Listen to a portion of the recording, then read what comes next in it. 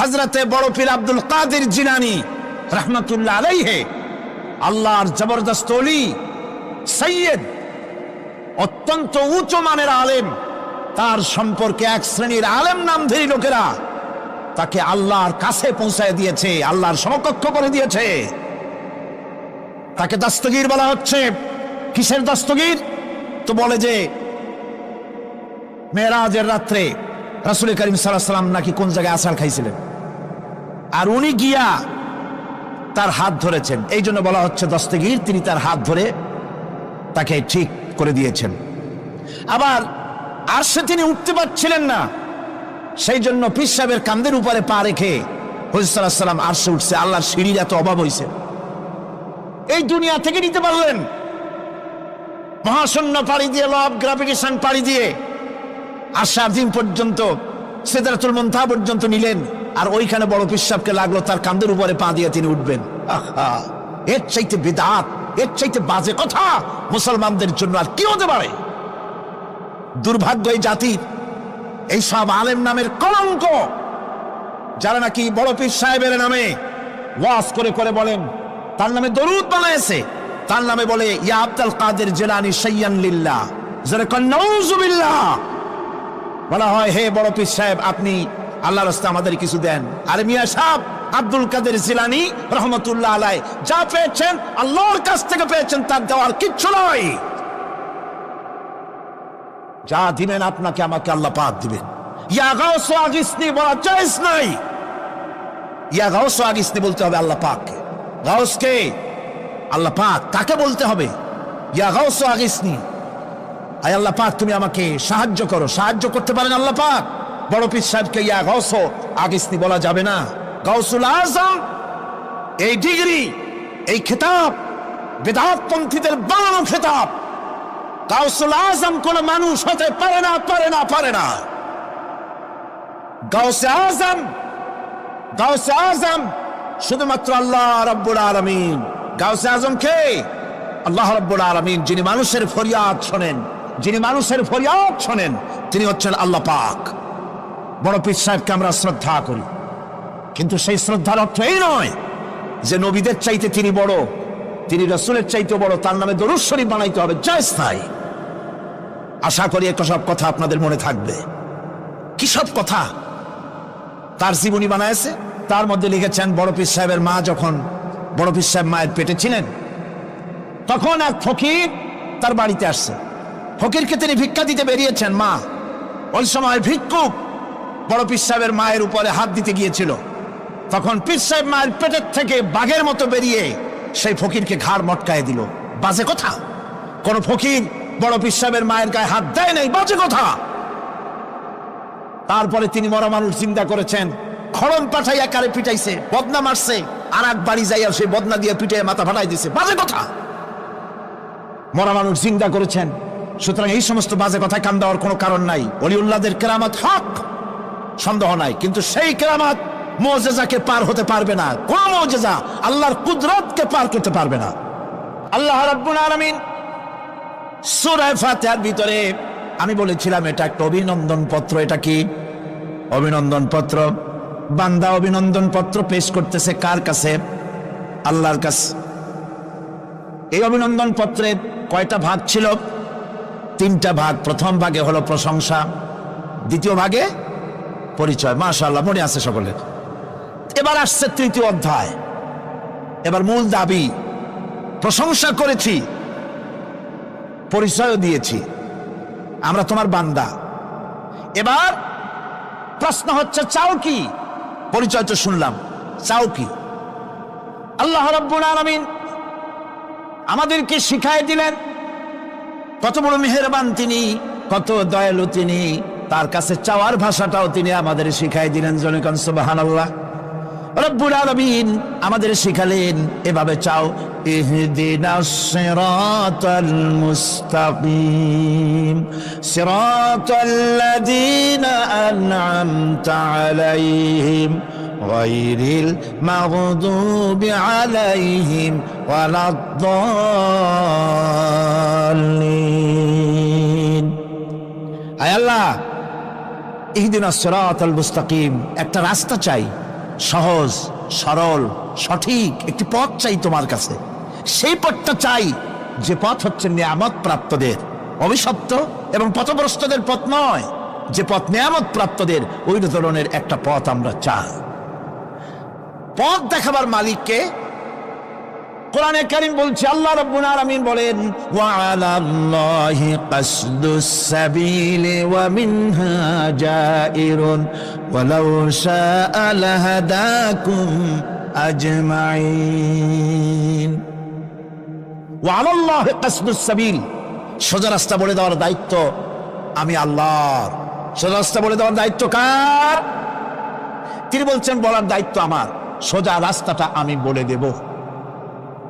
আল্লাহ রাব্বুল আলামিনের কাছে বান্দা যখন রাস্তার দাবি করলো, সোজা পথ চাই, সহজ পথ একটা তোমার কাছে চাই, রব্বুল আলামিন সূরা ফাতিহার 7টা আয়াতের এই অভিনন্দন পত্রের জবাবে 30 পারা কোরআন শরীফ আল্লাহ পাক বান্দারে দান করে দিলেন।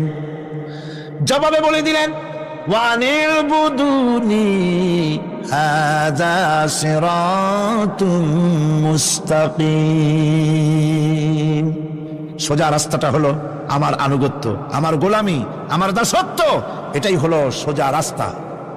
এই সোজা রাস্তাটা আমি বলবো। রাস্তা তো অনেক হতে পারে, কিন্তু সোজা রাস্তা বলে দেওয়ার দায়িত্ব কার? আল্লাহ পাকের। দেখেন এই যে বিশাল মাহফিল, এই মাহফিলে যত লোক আসছে সব লোক কি একমতের, এক চিন্তার, এক আদর্শের? না।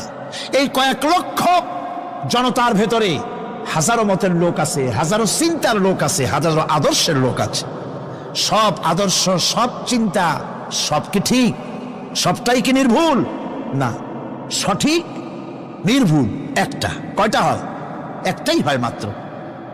এই জন্য আমি দৃষ্টান্ত দিতে গিয়ে বলি, অঙ্ক পরীক্ষা যেদিন হয়, ছেলেরা অঙ্ক পরীক্ষা যেদিন দেয়, সে অঙ্ক পরীক্ষা দিতে গিয়ে অঙ্ক যারা ভুল করে তাদের ফলাফল কয় রকম হয় বলেন?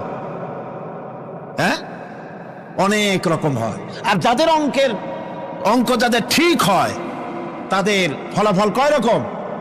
একরকম। তার অর্থ কি? তার অর্থ হলো ভুলের পথ অনেক আর হকের পথ, বাতিলের পথ অনেক, ভুলের পথ অনেক, সঠিক এবং হক যেটা তার পথ হচ্ছে মাত্র একটা। এই জন্যে আল্লাহ রাব্বুল আলামিন তিনি সোজা রাস্তা বলে দেওয়ার দায়িত্বটা নিয়েছেন। কোরআন বলছে প্রত্যেকটি সৃষ্টির শুরু হতে শেষ পর্যন্ত 4টা স্তর পার হতে হয়। তার সর্বশেষ স্তর হলো হেদায়াত। 4টে স্তর পার হওয়ার সর্বশেষ স্তর হচ্ছে হেদায়াত। আল্লাযী খালাকা ফাসাওয়া ওয়াল্লাযী কাদ্দারা ফাহাদা। তিনি সকল বস্তুকে সৃষ্টি করেন এবং তারপর তার পরিমাপ, তার কর্মপথ, তার হেদায়েত তিনি দিয়ে দেন। তার মানে হচ্ছে তিনি সৃষ্টি করেন, সামঞ্জস্য রাখেন, পরিমাপটা ঠিক করেন এবং পথের নির্দেশ দেন। সৃষ্টি করেই ছেড়ে দেন না, তার হেদায়েত দিয়ে দেন। তার পরিমাপটা ঠিক করেন, সামঞ্জস্য করেন। কিরকম? দেখুন, আপনি যখন দাঁড়ান তখন আপনার পায়ের উপরে হাঁটু থেকে হাঁটুর নিচের যে অংশটা পা পর্যন্ত, ওইটাকে কি কয়? পা, নলা। এই তো ঠিক বলছেন, নলা। আপনারা আমাকে সাহায্য করবেন যেখানে আমি আটকে যাই। নলা। এই নলাটা পায়ের সেন্টারে যদি রাখা হতো, বোঝেন ভালো করে, পায়ের সেন্টারে এই জায়গাটা, এটা ধরুন পা, এই জায়গাটায় যদি হতো পায়ের নলাটা, হয় সিতায় পড়তেন না হয় ফুটোয় পড়তেন। আল্লাহ পাক বলছেন শুধু সৃষ্টি করি না, সামঞ্জস্য এবং পরিমাপ ঠিক করি। মাপ মতো পাটা সামনে গোড়ালির কাছে নলাটা বসায় দেওয়া হয়েছে, যাতে আপনি চিত না হন, ভুটো হয়ে না পড়েন। সুবহানাল্লাহ কইতে ইচ্ছা করে না? এই নলাটা যদি আঙ্গুলের দিকে আসতো আর পাটা যদি পিছনের দিকে বেশি অংশ থাকতো, যতই সামনে হাঁটতেন ততই পিছনে চলে যেতেন। ভূত নাকি, ভূতের পা থাকে নাকি পিছনের দিকে, বলে লোকেরা, আমি দেখি নেই। ভূত নাকি সামনে আগাতে গেলে পিছনে চলে যায়। এ পায়ের সামঞ্জস্যটা, অনেক কথা বলবো না, 2-1টা দৃষ্টান্ত দেবো, তাতেই বুঝে ফেলবেন। আল্লাহ পাক বলেন শুধু সৃষ্টিই করি না, তার সামঞ্জস্য এবং পরিমাপকে ঠিক করে দেই। মুরগির বাচ্চা ডিমের থেকে বেরোয় তারে যদি ওর মায়ের শুদ্ধ যদি আপনি ভাড়া দেন পানির মধ্যে ডুবে মরে যাবে, আর ওর মার চিৎকারের চোটে সারা গ্রামের মানুষ এক জায়গায় হবে। আর হাঁসের ডিম থেকে বাচ্চা বেরোলে সেই বাচ্চা আর মা বাবা দুজনকেই ভাড়া দেন পানির মধ্যে, সাঁতরায় উঠে আসবে, ঠিক কিনা? কে শিখালো সাঁতার? কে শিখালো? শুধু সৃষ্টি করেন না, আল্লাহ পাক সৃষ্টি করেন, সামঞ্জস্য এবং পরিমাপকে ঠিক করেন এবং তাকে পথের নির্দেশ দেন, এটা হলো সর্বশেষ। সৃষ্টি করে ছেড়ে দেন না। যেমন কোরআনে কারীমে হযরত ইব্রাহিম আলাইহিস সালাম তিনি তার সম্প্রদায়ের সাথে যে কথোপকথন করেছিলেন, বিষয়টি আল্লাহ পাক কোরআনে কারীমের মধ্যে কোট করে দিলেন। এই হেদায়েতের বিষয় সেখানে আছে বলে আল্লাহ পাক বিষয়টা কোরআনে জায়গা করে দিলেন। وَإِذْ قَالَ إِبْرَاهِيمُ لِأَبِيهِ وَقَوْمِهِ إِنَّنِي بَرَاءٌ مِّمَّا تَعْبُدُونَ إِلَّا الَّذِي فَطَرَنِي فَإِنَّهُ سَيَهْدِينِ। ইব্রাহিম আলাইহিস সালাম তার পিতা এবং তার গোত্রকে বললেন, তার সম্প্রদায়ের লোকদেরকে, নিঃসন্দেহে আমি মুক্ত, আমি পবিত্র। তোমরা যেসব জিনিস দিয়ে যেসব এর ইবাদত করো, গোলামি করো, আনুগত্য করো, আমি তার থেকে পবিত্র। আমি তো শুধু ইবাদত করি, গোলামি করি সেই স্রষ্টার, যিনি আমাকে সৃষ্টি করেছেন। আমার সম্পর্ক শুধুমাত্র সেই সত্তার সাথে যিনি সৃষ্টি করেছেন। আল্লাযী খালাকানি ফাহুয়া ইয়াহদিন, যিনি আমাকে সৃষ্টি করে শুধু সৃষ্টি করেন নাই, আমাকে হেদায়েত দিয়েছেন, আমাকে পথের দিশা দিয়েছেন। ওয়াল্লাযী হুয়া ইউতঈমুনি ওয়া ইয়াসকিন, যিনি আমাকে সৃষ্টি করেছেন তিনি হেদায়েত দিয়েছেন, আর আমি যখন তৃষ্ণার্ত হই তিনি আমাকে পান করান, আমি যখন ক্ষুধার্ত হই তিনি আমাকে আহার দেন। ওয়াইযা মারিদতু ফাহুয়া ইয়াশফিন, আর যখন অসুস্থ হই তখন তিনি আমাকে রোগমুক্ত করে দেন। সুবহানাল্লাহি ওয়া বিহামদিহি। তাহলে কি হলো? অর্থাৎ যে প্রতিপালক, তার প্রতিপালন পদ্ধতি আমার সকল প্রয়োজন মিটান, যিনি আমাকে পান করান, আহার করান, অসুস্থ হলে যিনি আমাকে সুস্থ করেন। হেদায়েতের কামটা তিনি আরেকজনের জন্য রাখেন নাই, তিনি আমার হেদায়েতের ব্যবস্থাও করেছেন। ভাইরা আমার, আল্লাহ রাব্বুল আলামিন শুধু সৃষ্টি করেন নাই, সৃষ্টি করে হেদায়েত দিয়েছেন, মানুষকে হেদায়েতের রাস্তা বলে দিয়েছেন। সঠিক পথ কোনটি, সেই পথের কথাও তিনি পরিষ্কার করে বলে দিয়েছেন। এই জন্য আল্লাহ পাক বলেন, কোরআন মাজিদ হেদায়েতকে বিরাট দান বলে ঘোষণা করেছে। মানুষের জন্য যে হেদায়েত আল্লাহ দিয়েছেন তার সবচাইতে বড় দান, জোরে কোন সুবহানাল্লাহ। ইন্না খালাকনাল ইনসানা মিন নুতফাতিন আমশাদিন নাবতালিহি ফাজআলনাহু সামিআন বাসীরা। আমি মানুষের মিলিত শুক্র দ্বারা, নুতফা দিয়ে আমি মানুষ সৃষ্টি করেছি এবং তাকে একে একে বিভিন্ন স্তর পার করাইছি। তাকে শ্রবণ শক্তি দিয়েছি, তাকে দর্শন শক্তি দিয়েছি। ইন্না হাদাইনাহুস সাবিলা ইম্মা শাকিরান ওয়া ইম্মা কাফুরা। নিশ্চয়ই আমি তাদেরকে তাদের কর্মপন্থা প্রদান করেছি, আমি তাদেরকে হেদায়েত দিয়েছি, চলার পথের দিশা দিয়েছি। এখন ইচ্ছে করলে সে কৃতজ্ঞ হতে পারে, ইচ্ছে করলে অকৃতজ্ঞতার পথ অবলম্বন করতে পারে। আমি তাকে হেদায়েত দিয়ে দিয়েছি, পথ দেখিয়ে দিয়েছি। ডান এবং বাঁ দুটি রাস্তা আল্লাহ পাক দেখিয়ে দিয়েছেন। আসহাবুল ইয়ামিন, আসহাবুশ শিমাল, একটা ডানপন্থী আর একটা বামপন্থী। আমাদের দেশে কিছু লোক আছে, নাম মুসলমান, কিন্তু বলে যে আমরা বামপন্থী আন্দোলন করব, অথচ সমস্ত ডানপন্থীদের জায়গা হবে জান্নাতে যদি জান্নাতের আমল করতে পারে। ডানপন্থীদের নেতা হচ্ছেন দুনিয়ার সমস্ত পয়গম্বরেরা, আর বামপন্থীদের নেতা হলো শয়তান। বামপন্থীদের নিয়ে শয়তান যাবে কিয়ামতে জাহান্নামে। আল্লাহ পাক রাস্তা বলে দিয়েছে। আল্লাহ রাব্বুল আলামিন বলেন, আলাম নাজআল লাহু আইনাইনি ওয়া লিসানান ওয়া শাফাতাইন ওয়া হাদাইনাহুন নাজদাইন। আমি কি তোমাদের দুটি চক্ষু দেই নাই, দেখার জন্য দুটো চোখ দেই নাই? আমি কি তোমাদেরকে কথা বলার জন্য দুটো ঠোঁট দেইনি? এরপরে আমি কি তোমাদেরকে ভালো মন্দ বোঝার জন্য আমি কি হেদায়েত দেইনি?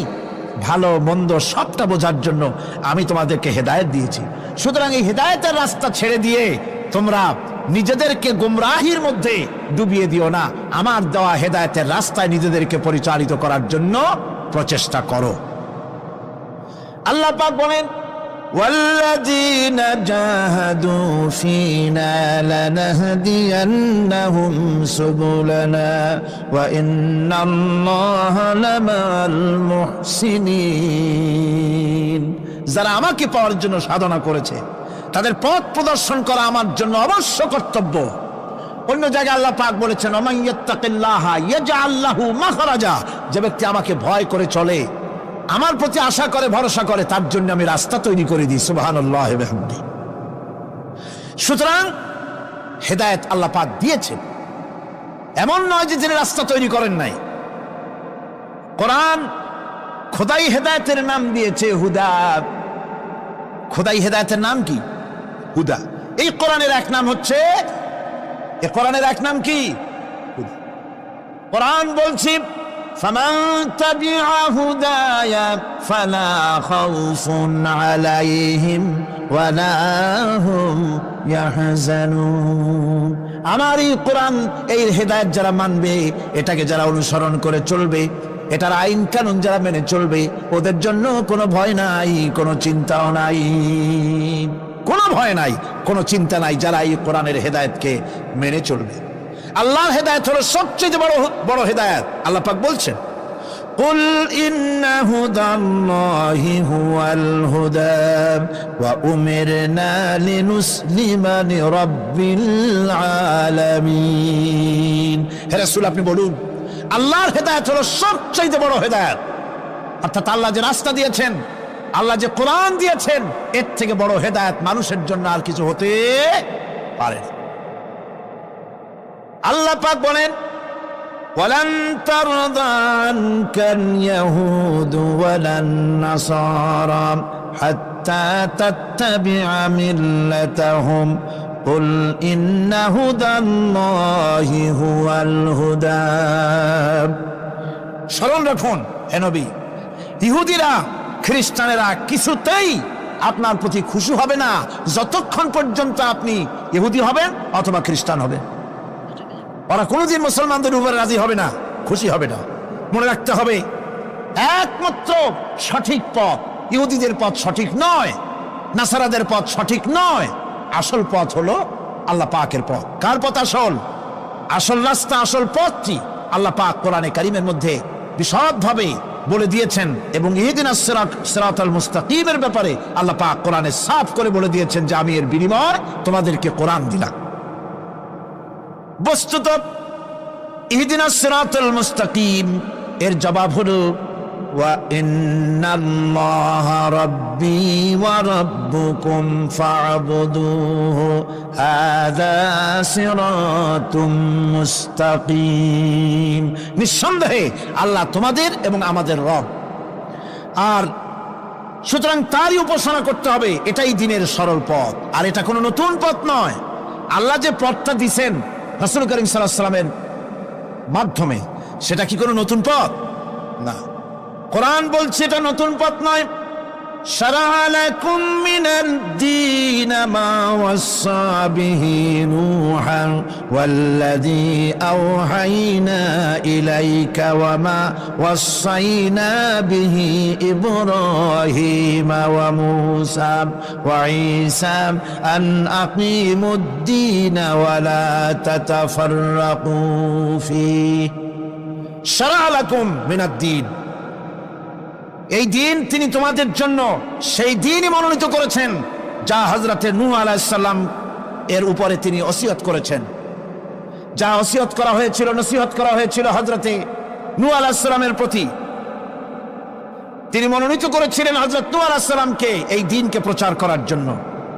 আর যার উপরে চলার জন্য হযরত ইব্রাহিম, হযরতে মূসা, হযরত ঈসাকে নির্দেশ করা হয়েছিল। তাদের সকলের শিক্ষাই ছিল একটা, যে আল্লাহ পাকের দ্বীনকে প্রতিষ্ঠা করো, আর এই ব্যাপারে কোন রকমই নিজেদের মধ্যে পার্থক্য, মত পার্থক্যের সৃষ্টি করো না। এখন কথাটা আরো ক্লিয়ার করে দেই। ইহদিনাস সিরাতাল মুস্তাকিম চাইছিলাম আল্লাহ আমাদেরকে একটা সহজ রাস্তা দাও। সেই সহজ রাস্তা বলে দেওয়ার জন্য এসেছে কোরআন। সেই সহজ রাস্তা বলে দেওয়ার জন্য কি এসেছে? যারা বলেন কি, এই কোরআনে কারীম যদি প্রতিষ্ঠিত করা যায় সমাজে, রাষ্ট্রে, ব্যক্তিতে, পরিবারে, কোরআন যদি প্রতিষ্ঠিত করা যায় তাহলেই মানুষেরা সহজ সরল পথ পাবে। নইলে সহজ সরল পথ পৃথিবীতে আর কারো কাছে নাই। যা আছে সবটা কার কাছে? কোরআনে কারীমের কাছে। এরপরে আমরা বলি সিরাতাল্লাযীনা আন'আমতা আলাইহিম গায়রিল মাগদুবি আলাইহিম ওয়ালাদ-দাল্লিন। রাস্তা থেকে মানুষেরা মাঠের ভিতরে নামার চেষ্টা করছেন, কিন্তু মানুষকে কষ্ট দেওয়া ছাড়া আর কিছুই হবে না। আমি অনুরোধ করছি, রাস্তা থেকে লোকেরা মাহফিলের ভেতরে ঢোকার চেষ্টা করবেন না। বিরাট রকমের ব্যাঘাত সৃষ্টি হবে। সকলে বসে পড়ুন, যিনি যে জায়গায় আছেন সেখানে বসুন, চাপ সৃষ্টি করবেন না, বসুন। আপনারা দাঁড়ালে আরো বিশৃঙ্খলার সৃষ্টি হবে। কোরআনের মাহফিল, খবরদার বেয়াদবি করবেন না, কেউ দাঁড়াবেন না। যারা দাঁড়িয়েছেন বসেন, আর জোরে সরে জিকির করেন লা ইলাহা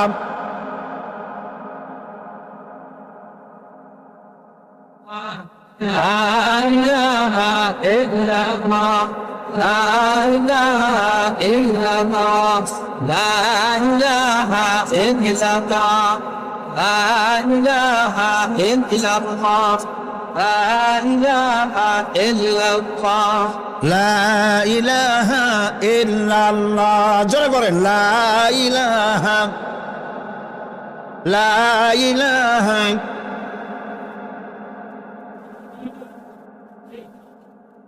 লা ইলাহা ইল্লাল্লাহু মুহাম্মাদুর রাসূলুল্লাহ। আল্লাহ আল্লাহ আল্লাহ আল্লাহ আল্লাহ আল্লাহ আল্লাহ আল্লাহ। আরো জোরে করেন আল্লাহ আল্লাহ আল্লাহ আল্লাহ আল্লাহ আল্লাহ আল্লাহ আল্লাহ আল্লাহ আল্লাহ আল্লাহ আল্লাহ আল্লাহ আল্লাহ আল্লাহ আল্লাহ আল্লাহ। লা ইলাহা ইল্লাল্লাহু মুহাম্মাদুর রাসূলুল্লাহ। বন্ধুগণ, এত বড় বিশাল মাহফিল, পুলিশ, আর্মি কেউ এটাকে কন্ট্রোল করতে পারবে না। এটাকে কন্ট্রোল করার দায়িত্ব আল্লাহ পাকের। কার দায়িত্ব? আল্লাহর কাছে সাহায্য চাই। আল্লাহ পাক কোরআনের মাহফিল, কোরআন শোনার জন্য মানুষের কাছে সহজ করে দাও। জোরে কোন আমিন। প্রচন্ড রকমের মানুষের চাপ সৃষ্টি হয়েছে। আপনারা রাস্তা থেকে মানুষকে চাপাচাপি করবেন না, সবাই বসেন, হাঁটতে চেষ্টা করবেন না। এত বড় মাহফিল, আপনি হাঁটিয়া মানুষকে কষ্ট দিবেন না। যারা যেখানে দাঁড়াইছে সেখানে বসেন, বরকত হবে। হাঁটলে গুনাহ হবে, হাঁটবেন না। বন্ধুগণ, আমি আজ খুব লম্বা কথা বলবো না, কারণ মানুষের প্রচন্ড, অতীতের যে কোনো বছরের তুলনায় প্রচন্ড চাপ সৃষ্টি হয়েছে মানুষের। আমি কথা গোছায় আনতেছি। সিরাতুল মুস্তাকিম, এজন্য মডেল দরকার। কার অনুসরণ করব? আল্লাহ পাক শিখায় দিলেন সিরাতাল্লাযীনা আন'আমতা আলাইহিম। পড়েন সবাই, সিরাতাল্লাযীনা আন'আমতা আলাইহিম গায়রিল মাগদুবি আলাইহিম ওয়ালাদ-দাল্লিন। আয় আল্লাহ, অনুগ্রহপ্রাপ্ত দল, সেই রাস্তা, অনুগ্রহপ্রাপ্তদের রাস্তা চাই। তোমার মনোনীত ব্যক্তি, অনুগ্রহপ্রাপ্ত যারা, তাদের পথ অনুসরণ করতে চাই। এই অনুগ্রহপ্রাপ্ত দল কারা, সে কথা কোরআন শরীফে বলা হয়েছে। আল্লাহ রাব্বুল আলামিন বলেন, وَمَن يُطِعِ اللَّهَ وَالرَّسُولَ فَأُولَئِكَ مَعَ الَّذِينَ أَنْعَمَ اللَّهُ عَلَيْهِمْ مِنَ النَّبِيِّينَ وَالصِّدِّيقِينَ وَالشُّهَدَاءِ وَالصَّالِحِينَ وَحَسُنَ أُولَئِكَ رَفِيقًا। আর যে ব্যক্তি আল্লাহ এবং রাসূলের আনুগত্য স্বীকার করলো, নিঃসন্দেহে সে অনুগ্রহপ্রাপ্তদের সঙ্গী হলো। সেই অনুগ্রহ প্রাপ্ত কারা? নবীর 4 শ্রেণীর লোক। কয় শ্রেণী বলেন সবাই, কয় শ্রেণী? নবীজিন, সিদ্দিকিন, শুহাদা, সালিহিন। এই 4 শ্রেণীর লোক হচ্ছে আল্লাহ পাকের অনুগ্রহ প্রাপ্ত লোক। বলেন আলহামদুলিল্লাহ। এরাই হলো অনুগ্রহ প্রাপ্ত দল। এখন নবী কারা? নবী হচ্ছেন যারা নাকি আল্লাহ পাকের কাছ থেকে ওহী প্রাপ্ত হয়েছেন, নিখিল মানুষের চিরন্তন শান্তি এবং কল্যাণের জন্য আল্লাহ পাকের নিকট থেকে সত্যের বিধান লাভ করেছেন। তারাই হচ্ছেন নবী, যারা আল্লাহ পাকের কাছ থেকে ওহী প্রাপ্ত হয়েছেন। আর নবীরা হচ্ছেন মাসুম, নবীরা হচ্ছে বেগুনাহ। নবীদের কোনো ভুল নাই, নবীদের কোনো গুনাহ নাই। কারণ সুবহানাল্লাহ, এই পৃথিবীর মধ্যে সুপার কোয়ালিটির মানুষ, সর্বশ্রেষ্ঠ মানুষ কারা? নবীরা। সর্বশ্রেষ্ঠ মানুষ কারা? এখানে আবার এক শ্রেণীর লোকেরা বলে যে নবীরে মানুষ কওয়া যাবে না। আছেন এমন লোক, নবীরে মানুষ কওয়া যাবে না। কেন? কেন? নবীর সম্মান কত। আচ্ছা, নবীরে মানুষ বলবো না তো বলবোটা কি? নবীরা কি ফেরেশতা? যদি ফেরেশতা বলি তাহলে কি নবীদের মর্যাদা বাড়ানো হলো? বলেন আপনারা, বাড়ানো হলো? তাহলে নবীদের কি বলবো? তারা কি জেন? যদি জেন বলি তাহলে তাতে কি মর্যাদা বাড়বে? সবচাইতে মর্যাদা বেশি কার? মানুষের। সুতরাং এক শ্রেণীর লোকেরা খামোখাই আলেম নামধারী লোক, অথচ নবীকে মানুষ বলতে রাজি না। কোরআনে কারীম সাফ করে আল্লাহ পাক পরিষ্কার করে বলেছেন, قل إنما أنا بشر مثلكم يوحى إلي أنما إلهكم إله واحد। নবী বলুন, আমি তোমাদের মতো মানুষ, আমার উপরে ওহী আসে। ইন্নামা আনা বাশারুম মিসলুকুম, তোমাদের মতো মানুষ। একটু ভালো করে বিষয়টা বোঝেন। আরো বলেছি আমি, আজকে আবার স্মরণ করায় দেই। আল্লাহ শিখাই দিচ্ছেন, বলুন আমি তোমাদের মতো মানুষ, ফেরেশতা নই, জিন নই, আমার কাছে ওহী আসে। পার্থক্য এখানে। তবে আরো পার্থক্য আছে, সেটা হচ্ছে আমরা হচ্ছি সাধারণ মানুষ, নবীরা হচ্ছেন অসাধারণ মানুষ। সুবহানাল্লাহ। আমরা হচ্ছি মানব, রাসূল আল্লাহর পয়গম্বর হচ্ছেন মহামানব। কথা বুঝে আসছে? তার মানে হলো আমরা সাধারণ মানুষ। সাধারণ মানুষেরা গুনাহ করতে পারে, ভুল করতে পারে, সব রকমের গুনাহ করতে পারে। নবীরা কোনো গুনাহ করতে পারেন না। আল্লাহ পাক তাদের দিয়ে গুনাহ করান না। আল্লাহ পাক ফেরেশতা দিয়ে, আপন কুদরত দিয়ে নবীদেরকে হেফাজত করেন। সুবহানাল্লাহ। সুতরাং এই কথা বিশ্বাস করতে হবে, সমস্ত নবীরা হচ্ছেন মানুষ। নবীদের আদর্শই কেবলমাত্র আদর্শ, সেই আদর্শকেই গ্রহণ করতে হবে, তাকেই একমাত্র নেতা হিসাবে গ্রহণ করতে হবে। আবার নেতা বলতেও রাজি না।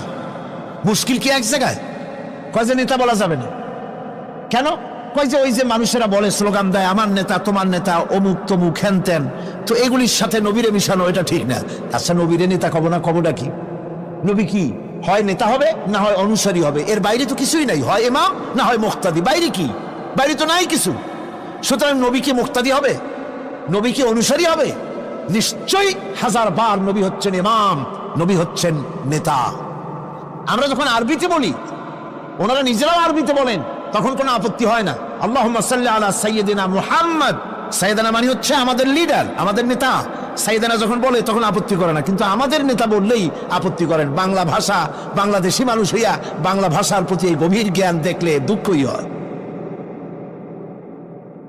বন্ধুগণ, মনে রাখতে হবে, নবী হচ্ছেন মাসুম, বেগুনাহ এবং নেতা। আর মুহাম্মদ সাল্লাল্লাহু আলাইহি ওয়াসাল্লাম হচ্ছেন বিশ্ব নেতা, এতে কোনো সন্দেহ নাই। এই নবীর অনুসরণ করতে হবে। সিদ্দিকিন হচ্ছে সত্যকে যারা উদার, উন্মুক্ত, অকুণ্ঠ চিত্তে, দ্বিধাহীনভাবে যারা গ্রহণ করেছে, এর বিপরীত যারা করেই নাই, তারাই হচ্ছেন সিদ্দিকিন। হযরতে, যেমন একটা দৃষ্টান্ত, হযরতে আবু বকর সিদ্দিক রাদিয়াল্লাহু তাআলা আনহু, মেরাজ থেকে হুজুর ফিরে এসেছেন সকালবেলায়, ফজরের নামাজ পড়ে বসেছেন কাবা শরীফে, তিনি বসে আছেন। তো তখন আবু জাহেল এসে বলছে, মুহাম্মদ সাল্লাল্লাহু আলাইহি ওয়াসাল্লাম, প্রত্যেক দিনই তো নতুন নতুন কথা কও, আজকে কোনো নতুন কথা আছে? হুজুর বলেন, হ্যাঁ নতুন কথা আছে। কি? বলে, এই তো শেষ রাত্রে জিবরাইল আসছিল, আমারে নিয়ে গেল বাইতুল মুকাদ্দাসে, জেরুজালেমে গিয়ে নামাজ পড়লাম, ওইখান থেকে মহাকাশ পাড়ি দিলাম, 7 আকাশ পাড়ি দিলাম, সিদরাতুল মুনতাহা গেলাম, আরশে আজিম ভ্রমণ করলাম, আল্লাহর সাথে কথা কইলাম, জান্নাত জাহান্নাম দেখলাম, তারপরে আবার এই আইসা নামাজ পড়িয়া তোমাদের সাথে কথা বলতেছি। আবু জাহেল কয় যে খাইস, যাও মাথা টাথা একটু ভালো ছিল, এখন তাও সর্বনাশ হয়ে গেছে। কয় মুহাম্মদ সাল্লাল্লাহু আলাইহি ওয়াসাল্লাম, তুমি যা বললা এই কথাটা আমি কি হুবহু মানুষের কাছে বলবো? হুজুর বলছেন অবশ্যই বলো গিয়ে। আবু জাহেল চিন্তা করলো, দিস ইজ দ্য মোমেন্ট, এটাই হলো আসল সুযোগ পেয়ে গেছে মানুষকে বিভ্রান্ত করার জন্য। সবার আগে ছুটে চললো হযরত আবু বকর রাদিয়াল্লাহু তাআলা আনহুর বাড়িতে, যে বলছেন আবু বকর শুনেছো? বলে কি? মুহাম্মদ সাল্লাল্লাহু আলাইহি ওয়াসাল্লাম এই রকমের কথা বললো, বেচারার মাথাটা যাও ভালো ছিল শেষ। হুজুর বলছেন আবু জাহেল আমার রাসূল কি এরকম বলেছেন? আবু জাহেল বলছে আমার নিজ কানে শুনে আসলাম, এখনো তিনি সেখানে বসা। হযরত আবু বকর বলেন, আবু জাহেল আমার আল্লাহর নবী তিনি যদি এরকম কথা বলে থাকেন তাহলে আমি কোনো সন্দেহ পোষণ করি না, অবশ্যই আল্লাহ রাব্বুল আলামিনের হাবিব যা বলেছেন তা সত্য। হযরত আবু বকর রাদিয়াল্লাহু তাআলা আনহু মসজিদে হারামে আসলেন, হুজুরকে জিজ্ঞেস করলেন, হুজুর আবু জাহেল আমাকে এইসব কথা বললো, এগুলি কি ঠিক? হুজুর বললেন হ্যাঁ। তিনি ঘটনা বয়ান করলেন। হযরত আবু বকর বললেন, হে রাসূল আপনি যা বলেছেন সত্য বলেছেন, আপনার মেরাজ ঠিক হয়েছে, সঠিক হয়েছে, সন্দেহ নাই। হুজুর বলেন, আবু বকর তুমি তো শুধু আবু বকর নাও, তুমি সিদ্দিক। সত্যকে যারা অকুণ্ঠ চিত্তে অকুণ্ঠ চিত্তে দ্বিধাহীন ভাবে যারা সত্যের সামনে মাথা নত করেছে, গ্রহণ করে নিয়েছে, দ্বিমত পোষণ করে নাই, কোন রকমের দুষ্টবুদ্ধির আশ্রয় গ্রহণ করেনি, উল্টাপাল্টা করেনি, এই সমস্ত মানুষেরই হলো সিদ্দিক। আর এদের দলকেই সিদ্দিকিন বলা হয়। তাহলে নবিয়্যিন, সিদ্দিকিন এনারা হচ্ছেন নেয়ামত প্রাপ্ত।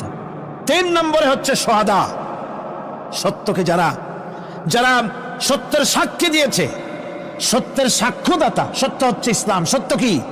ইসলাম। সত্য হচ্ছে আল্লাহ, সত্য হচ্ছে নবী, সত্য হচ্ছে কোরআন, সত্য হচ্ছে হাদিস। এই মহাসত্যকে যারা স্বীকৃতি দিয়েছে, নিজেদের কথা দিয়ে, কাজ দিয়ে, ধন দিয়ে, সম্পদ দিয়ে, এমনকি নিজের জীবনটা এই রাস্তায় বিলিয়ে দিয়ে মহাসত্যের চিরস্থায়ী সাক্ষী দিয়ে দুনিয়া থেকে যারা বিদায় হলেন ওনারা হচ্ছেন শহীদ। আজ রাস্তাঘাটে শহীদ হয়, যার তার নামের আগে শহীদ বসায় দেয়। শহীদ এত সোজা জিনিস নয়। আল্লাহর রাস্তায় ধর্মের জন্য, ইসলামের জন্য, আল্লাহর জন্য, কোরআনের জন্য, রাসূলের জন্য যারা জীবন দেন তারাই হচ্ছে শহীদ। এই শহীদদের মর্যাদা আল্লাহ রাব্বুল আলামিন এত বেশি মর্যাদা দান করেছেন। শহীদদের মর্যাদা আল্লাহ পাক দিয়েছেন, কিয়ামতের দিন শহীদদেরই কোনো বিচার করা হবে না।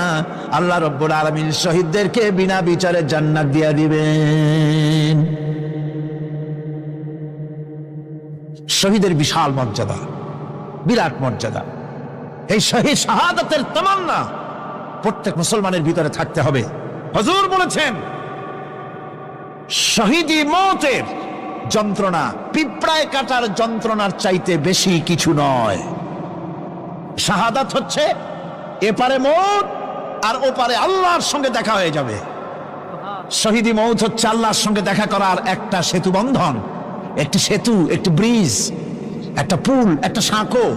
এপারে দুনিয়া, ওপারে আল্লাহ পাকের সঙ্গে দেখা হবে। সুবহানাল্লাহ। ভাইরা, ইসলামের জন্য যারা জীবন দিলেন, যারা শাহাদাত বরণ করলেন, তারা জাতির সম্মানের পাত্র। সেই সম্মান, সেই মর্যাদা আল্লাহ রাব্বুল আলামিন শহীদদের প্রদান করেছেন। হযরত আব্দুল্লাহ জুলবাজাদাইন, যার কথা বুখারীতে লেখা হয়েছে, সুবহানাল্লাহ। কোন যুবক মানুষ ইসলাম কবুল করেছেন। ইসলাম কবুল করতে গিয়ে বাড়ি ঘর, জায়গা জমি কিছুই ছিল না। ছোট্ট অবস্থায় বাবা মারা গেছে, চাচার ঘরে লালিত পালিত হচ্ছিলেন। এরপরে রাসূলের প্রতি ঈমান আনবেন, চাচার ভয়তে পারেন না। হুজুর হিজরত করলেন। আব্দুল্লাহ, তার নাম ছিল আব্দুল উজ্জা। তিনি চলে গেলেন চাচার কাছে। চাচা গো, মুহাম্মদ সাল্লাল্লাহু আলাইহি ওয়াসাল্লাম আল্লাহর নবী, ব্যাপারে তোমার মত কি? তিনি বলেন আমারও তো তাই মনে হয়। যদি তাই মনে হয় তার উপর ঈমান আনবেন কিনা? চাচা বলে না, কখন ঈমান আনবো না। ভাতিজা বলতেছেন, চাচাজি বছরের পর বছর ধরে অপেক্ষা করতেছিলাম, আমি আপনার অধীনে আছি বলে ইসলাম কবুল করতে পারি নাই। আমার ইচ্ছা ছিল আপনি আগে করবেন, তারপরে আপনাকে দেখা দেখি আমি করব। কিন্তু আপনি যখন ইসলাম কবুল করলেন না আর করবেন না বলে যখন ঘোষণা দিলেন, আপনাকে উপস্থিত রেখে আমি ঘোষণা দিলাম, লা ইলাহা ইল্লাল্লাহু মুহাম্মাদুর রাসূলুল্লাহ। চাচা বলছে, ভাতিজা এর পরিণাম জানো? কয় না, জানি না। এর পরিণাম হচ্ছে তুমি আমার বাড়িতে থাকো, আমার বাড়ি ছাড়তে হবে। বললেন রাজি আছি। উট ছাগল ভেড়া ঘোড়া যা দিছি ছাড়তে হবে, বলছে রাজি আছি। চাচা বলছে শুধু তাই নয়, পরনের যে লুঙ্গি আছে, গায়ে যে জামা আছে, আমার পয়সার লুঙ্গি জামা ছাড়তে হবে।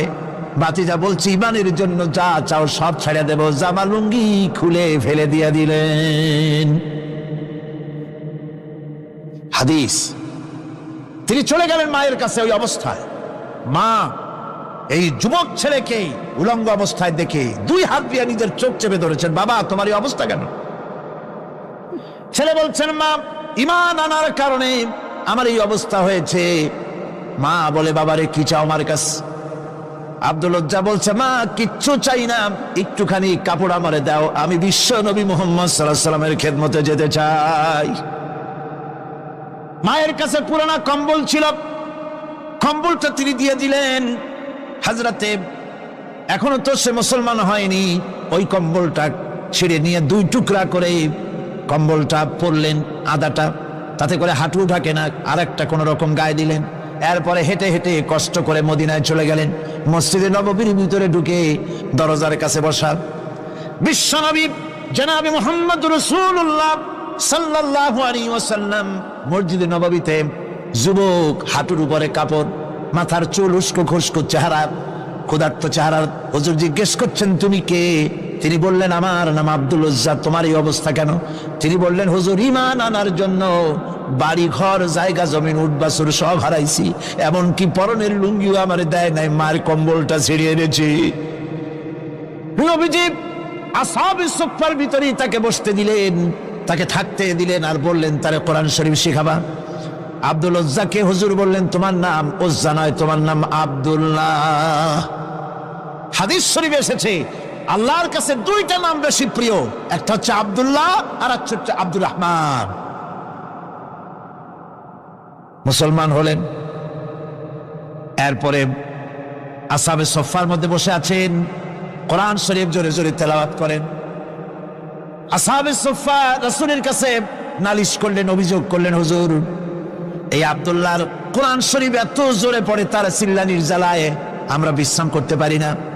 নবীজি বললেন, সাহাবীরা আব্দুল্লাহকে বেশি করে চিল্লাইতে দাও, বাধা দিও না, কারণ তার ঈমান বড় দামের ঈমান হয়েছে, ঈমান আনতে গিয়ে কিছু আনতে পারে নাই, তাকে বাধা দিও না, প্রাণ ভরে চিল্লাইতে দাও, জোরে জোরে পড়তে দাও। ইতিমধ্যে তাবুকের যুদ্ধের রণদামামা বেজে উঠেছে। রোমান সৈন্যরা হুজুরের সঙ্গে যুদ্ধ করবে, জিহাদ করবে, ইসলামকে পরাজিত করার জন্য তারা আক্রমণের প্রস্তুতি নিল। নবীজি রোমানদের সঙ্গে লড়াই হবে বলে সাহাবায়ে কেরামদের কাছে সাহায্য চাইলেন, যার কাছে যা আছে অস্ত্রপাতি জমা করো, টাকা দাও, পয়সা দাও। সবাই মিলে দিতে লাগলেন। দিতে দিতে মহিলারা গলার হাত, নাকের ফুল, কানের দুল হুজুরের সামনে স্তূপ হয়ে গেছে, টাকা করে সোনা দানা সব শুদ্ধ। হুজুর বলছেন, সাহাবীরা সবাই তো সব জিনিস দিলে, আমার আবু বকর রে দেখি না কেন?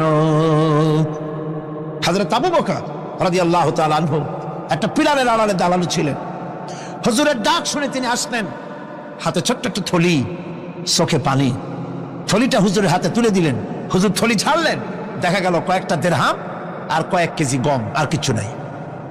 হুজুর তাকালেন, দেখছেন আবু বকর রাদিয়াল্লাহু তাআলা আনহুর চোখের পানিতে দাড়ি ভিজে ভিজে পড়তেছে।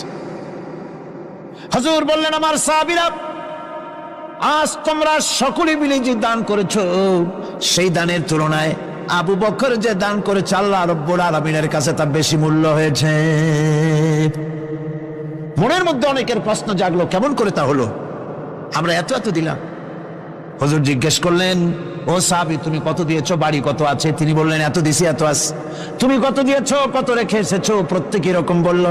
হযরতে ওসমান, হযরতে ওমর, হযরতে আলী রিদওয়ানুল্লাহ তাআলা আলাইহিম আজমাইন তারাও বললেন অর্ধেক এনেছি, অর্ধেক থুই আসছি, 2 ভাগ এনেছি, 1 ভাগ রেখে আসছি। সব শেষে নবীজি হযরত আবু বকর রাদিয়াল্লাহু তাআলা আনহুকে প্রশ্ন করলেন, আবু বকর তুমি কি এনেছো আর বাড়ি কি রেখে এসেছো? হযরত আবু বকর বলেন, ইয়া রাসূলুল্লাহ, ইয়া হাবিবাল্লাহ, আমার বাড়িতে জাগতিক সম্পদ বলতে যা বুঝায় সবটুকু এনে নবীজির কদম মোবারকে দান করে দিয়েছি।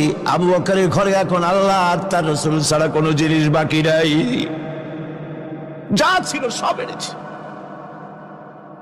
হুজুর জিহাদে রওনা হলেন 30,000 সৈন্য সাথে, 30 সহস্র সৈন্য নিয়ে নবীজি তাবুকের দিকে চললেন। পথের মধ্যে হযরতে আব্দুল্লাহ এসে হুজুরের সামনে দাঁড়ায় গেছেন। আব্দুল্লাহ এসে বলেন, ইয়া রাসূলুল্লাহ, একটু দাঁড়ান। এই জিহাদে মেয়ে লোক পুরুষেরা সাহাবীরা সবাই প্রাণ ভরে দান করলো, কিন্তু আমি এমন এক বান্দা, আল্লাহর কিছুই দিতে পারলাম না। আমার তো দেওয়ার মতো কিছুই নাই হুজুর, আমার দেওয়ার মতো কিছুই নাই। তবে আমি আপনার কাছে দোয়া চাই, আপনি দোয়া করুন আমি যেন এই যুদ্ধে, এই জিহাদের ময়দানে আমি যেন শহীদ হতে পারি। নবীজি বললেন, একটু বাকল নিয়ে আসো গাছের। একটা গাছের বাকল আনা হলো। এই বাকলটা হুজুর নিজ হাতে আব্দুল্লাহর হাতে বাঁধা দিলেন আর বললেন, রব্বুল আলামিন, আমি আব্দুল্লাহর রক্ত কাফেরদের জন্য হারাম করে দিলাম। হযরত আব্দুল্লাহ কেঁদে জারজার হয়ে যাচ্ছেন, বলছেন, ইয়া রাসূলুল্লাহ, আমি চাইলাম শহীদ হব আর আপনি আমার রক্তকে কাফেরদের জন্য হারাম করে দিলেন। হুজুর বলেন, আব্দুল্লাহ রে, এখন যদি তোমার মৃত্যু জ্বরের ভিতর হয়, আল্লাহ রাব্বুল আলামিন তোমার শাহাদাত নসিব করে দিবেন। তাবুকের ময়দানে হুজুর চলে গেলেন। কয়েকদিন পরে খবর আসলো হুজুরের কাছে, আব্দুল্লাহ কয়েকদিন জ্বর ভোগ করে আব্দুল্লাহ মারা গিয়েছেন। হুজুর বললেন, তার জানাজার ব্যবস্থা করো, কাফন দাফনের ব্যবস্থা করো। ব্যবস্থা হয়ে গেল। রাতের বেলায় দাফন হবে। একজন লোক কবরের কাছে দাঁড়ায় টিম টিম করে একটা আলো নিয়ে দাঁড়ায় আছে, আর একজন লোক কবরের ভিতরে নেমেছেন। 2 ব্যক্তি লাশ 2 হাতে উঁচু করে নিয়ে আসতেছেন কবরের কাছে। যিনি কবরের ভিতরে দাঁড়ানো তিনি বলতেছেন, লাশ বহন করে তোমরা যে 2 জন আনতেছো, লাশের সাথে খবরদার বেয়াদবি করো না, তোমাদের ভাইয়ের সঙ্গে আদব করো। এই বলে কবরের ভিতরে যিনি দাঁড়িয়েছিলেন তিনি লাশটারে ধরলেন। কবরের ভিতরে দাঁড়াইয়া যিনি লাশ ধরেছেন, লাশকে কবরে শোয়াই দিয়েছেন, তিনি আর কেউ নন, তিনি বিশ্ব নবী মুহাম্মদুর রাসূলুল্লাহ। নিজের হাতে হযরত আব্দুল্লাহকে শোয়াই দিলেন। লাশ বহন করে যে 2 জন আনলেন, তার একজন হলেন হযরত আবু বকর আর একজন হযরত ওমর রাদিয়াল্লাহু তাআলা আনহুমা।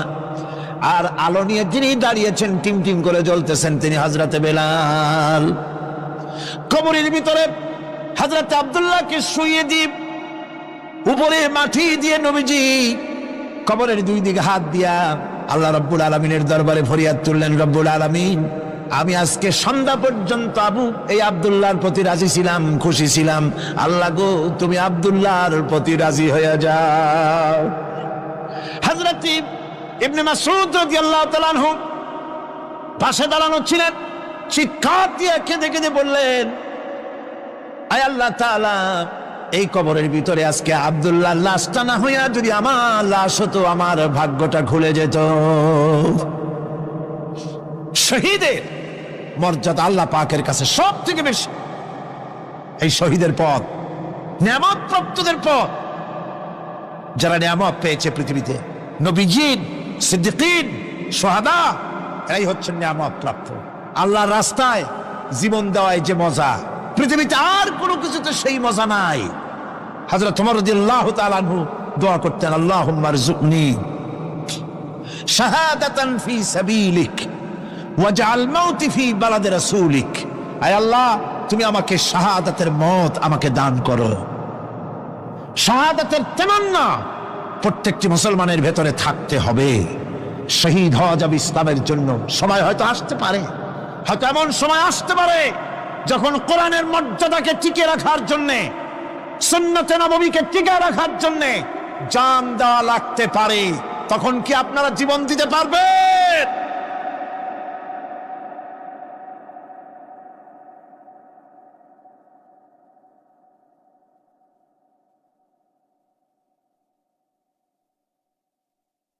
এরপরে চতুর্থ নম্বরে হচ্ছে সালিহীন। চতুর্থ নম্বরে কি?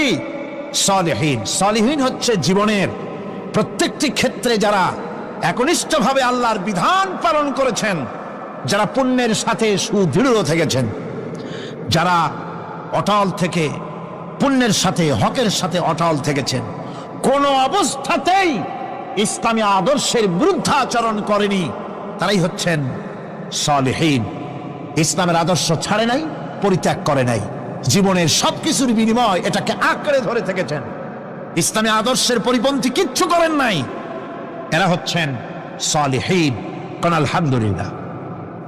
আল্লাহর অনুগ্রহ প্রাপ্ত কয় শ্রেণী? 4 শ্রেণী। নবীজীন, সিদ্দিকীন, শুহাদা, সালিহীন। এই 4 শ্রেণীর লোকেরাই হচ্ছে নিয়ামত।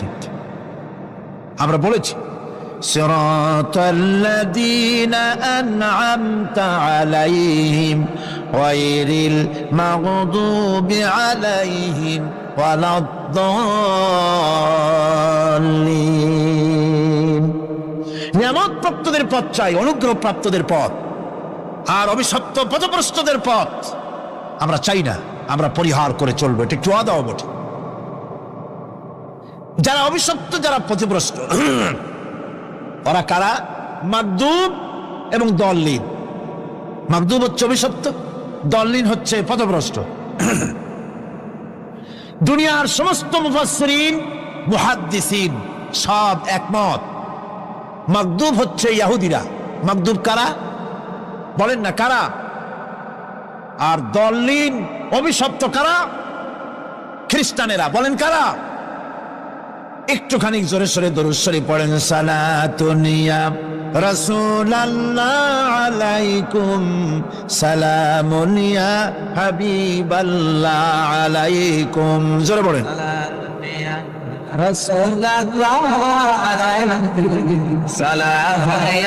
একটু আদা। সালাতুন ইয়া রাসূলুল্লাহ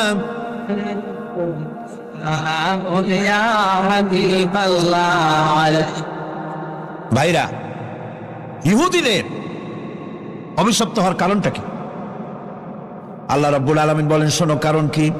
وَضُرِبَتْ عَلَيْهِمُ الْمَسْكَنَةُ ذَلِكَ بِأَنَّهُمْ كَانُوا يَكْفُرُونَ بِآيَاتِ اللَّهِ وَيَقْتُلُونَ الْأَنْبِيَاءَ بِغَيْرِ حَقٍّ ذَلِكَ بِمَا عَصَوْا وَكَانُوا يَعْتَدُونَ। তাদের উপর দারিদ্র এবং অসহায়তার অভিশাপ বর্ষিত হয়েছে। এর কারণ হলো তারা আল্লাহ পাকের আয়াতকে অস্বীকার করেছে, তারা অকারণে আল্লাহর নবীদেরকে হত্যা করেছে এবং প্রত্যেকটি ব্যাপারে আল্লাহর শরীয়তের সীমা লঙ্ঘন করেছে। যুরিবাত আলাইহিমুল যিল্লাতু ওয়াল মাসকানা ওয়া বাউ বিগাদাবিন মিনাল্লাহ। আল্লাহ পাক বলেছেন, চিরকাল ইহুদিরা অভিশপ্ত, তাদের কোন আবাসস্থল হবে না, সারা জীবন ঘুরে বেড়াবে। আপনারা বলবেন, কই ঘুরে বেড়ায় না তো, তাদের তো জায়গা হইছে জেরুজালেমে, ইসরায়েলে, সেখানে তারা জায়গা করে নিয়েছে। তাহলে এটা কেমন হলো? এটা এইভাবে হয়েছে, ওখানে তাদেরকে প্রতিষ্ঠিত করেছে আমেরিকা, ঠিক কিনা? আল্লাহ পাক কোরআন শরীফের মধ্যে বলেছেন, যদিও মানুষের সাহায্যে কোনো জায়গায় তাদেরকে আল্লাহ ইচ্ছায় অথবা মানুষের সাহায্যে কোথাও যদি জায়গা হয়, অপমানের জীবন যাপন করতে হবে সারাটা জীবন, কিয়ামত পর্যন্ত ধুকে ধুকে মরতে হবে, দেশে দেশে ঘুরে বেড়াতে হবে ভিক্ষুকের মতো। সে অবস্থাই হয়েছে। আমেরিকা ওদের উপর থেকে হাত উঠায়নি। মধ্যপ্রাচ্যের আজকের 20 ফোড়া ইসরায়েল, আমেরিকা যদি তাদের রুবুবিয়াতে প্রতিপালনের হাতটা উঠায় নেয়, তাহলে আরব দেশে যত লোক আছে যুদ্ধ করা লাগবে না, এক পাশে গিয়ে পেশাব করলে ভাসিয়া লোহিত সাগরে চলে যাবে। সুতরাং এই ইহুদিদের পথ অনুসরণ করা যাবে না। ইহুদিরা অপরাধ করছিল কি? একটু আগেই বললাম, তারা আল্লাহর আয়াতকে অস্বীকার করেছে, তারা নবীদেরকে হত্যা করেছে। এটাই হলো তাদের অপরাধ। তারা শরীয়তের ব্যাপারে বাড়াবাড়ি করেছে। আর খ্রিস্টানরা, তাদের অপরাধ কি? তাদের অপরাধ হচ্ছে তারা আল্লাহর বিধানের উপরে তারাও বাড়াবাড়ি করেছে। তারা নিজেদের আল্লাহর বিধান বাদ দিয়ে নিজেদের মন গড়া জীবনযাপন শুরু করেছে। তারা ঈসা আলাইহিস সালামকে আল্লাহর ছেলে বানাইছে। তারা মদ খায়, তারা জিনা করে, তারা শুকর খায়। তাদের উপরে শরিয়তকে সম্পূর্ণ বুড়ো আঙ্গুল দেখায়া তারা মুশরিকের চাইতেও খারাপ হয়ে গিয়েছে, ঠিক কিনা? এরা, হিন্দুরা কখনো বলে না যে আল্লাহর ছেলে মেয়ে আছে, বলে নাকি? কিন্তু ওরা আল্লাহর ছেলে বানাইছে, মেয়ে বানাইছে, বউ বানাইছে। নাউজুবিল্লাহ। আমেরিকায়, ইংল্যান্ডে, সেসব জায়গায় গির্জায় আজ আর খ্রিস্টান যাওয়ার লোক নাই।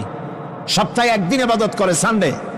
সেই সপ্তাহের একদিন ইবাদত করতে লোক পাওয়া যায় না। সেদিন তারা ফুর্তিনাট্যি করার জন্য বউ বাচ্চা নিয়ে, মদ টদ নিয়ে, সিবেচি গিয়ে কাপড় চোপড় ভালাইয়া যা খুশি তাই করে। তারা মসজিদে আসে না, কি বলে, গির্জায় যায় না।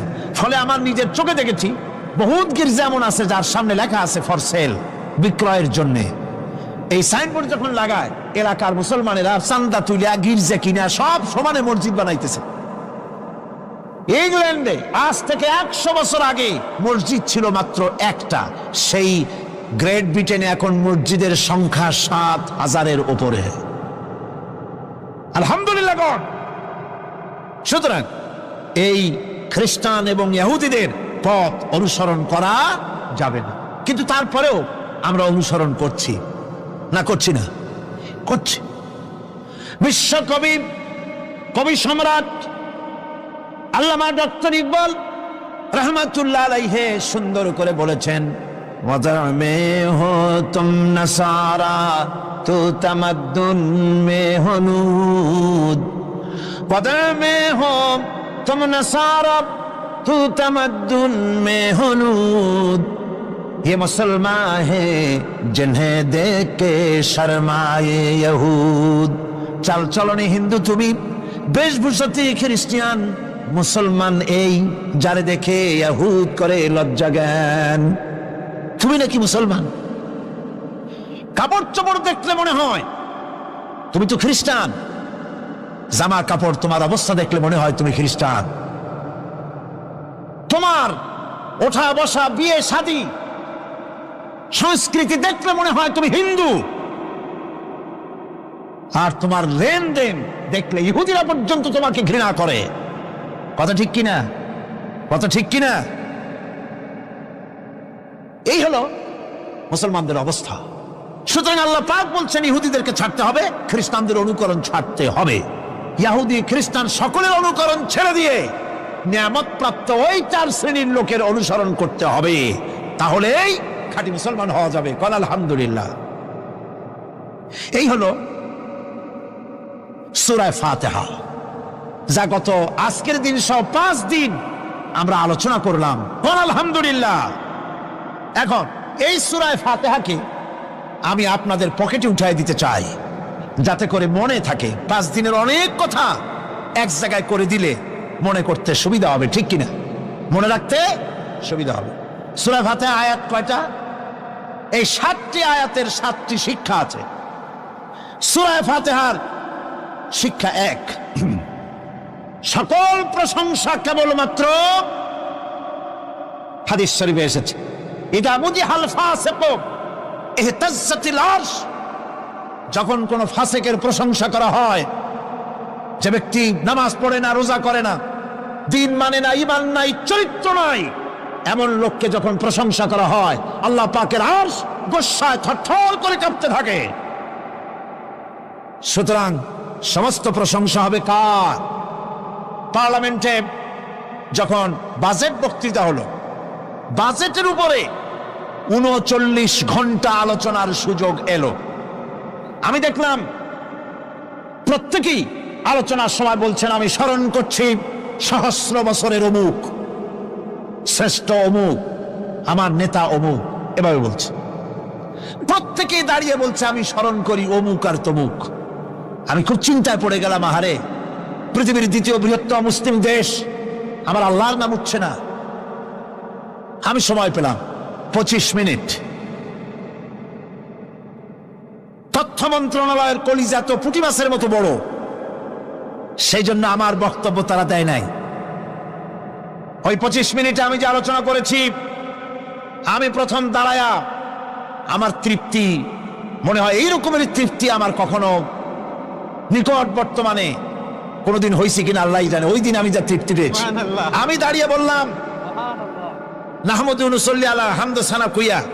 তারপরে বললাম আমি স্মরণ করছি হৃদয়ের সবটুকুন আবেগ উজাড় করে, জীবনের সব শ্রদ্ধা একত্রিত করে আমি স্মরণ করছি। যখন বলছি দেখি দুই দিকের মানুষ হতচকিত হয়েছে, কান্নাম করি।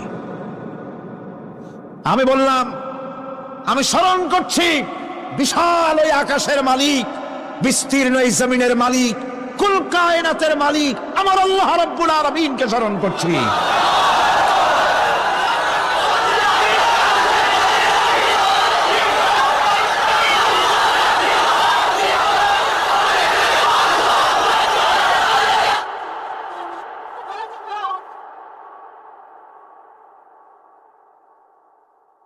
সুতরাং আমি দারুণ তৃপ্তি পেয়েছি। আপনাদেরকেও বলি, প্রশংসা হবে কেবলমাত্র আল্লাহ পাকের। প্রশংসা কার? আর প্রশংসা হবে বিশ্বনবী জনাবে মুহাম্মদ রাসূলুল্লাহ সাল্লাল্লাহু আলাইহি ওয়াসাল্লাম। চিৎকার মেরে সারা জীবন আল্লাহ এবং রাসূলের প্রশংসা করতেই থাকবো ইনশাআল্লাহ। আমাদের করতে হবে, মুসলমানদের দায়িত্ব। আর প্রশংসা করব যারা আমার রাসূলের, আল্লাহর হুকুম মানে আর আমার রাসূলের অনুসরণ অনুকরণ যারা করে, তারা আমাদের সম্মানের পাত্র, আলহামদুলিল্লাহ। 2, শেষ বিচারের একমাত্র মালিক হচ্ছেন আল্লাহ পাক। সূরা ফাতিহার দ্বিতীয় শিক্ষা, শেষ বিচারের দিন, ডে অফ জাজমেন্ট, শেষ বিচারের দিনের মালিককে একচ্ছত্র অধিপতি আল্লাহ রাব্বুল আলামিন। যেদিন কেউ কথা বলতে পারবে না আল্লাহ পাকের নির্দেশ ছাড়া, সেই হাসরের মাঠের একচ্ছত্র মালিক আল্লাহ পাক। সুপ্রিম কোর্টের সুপ্রিম কোর্ট, সমস্ত জাস্টিসদের জাস্টিস হবেন আল্লাহ সুবহানাহু ওয়া তাআলা। এটা হলো দ্বিতীয় শিক্ষা, মনে রাখতে হবে। সেদিন আল্লাহ পাক তিনি বিচার করবেন, কঠিন বিচার হবে সেদিন, এটা মনে রাখতে হবে।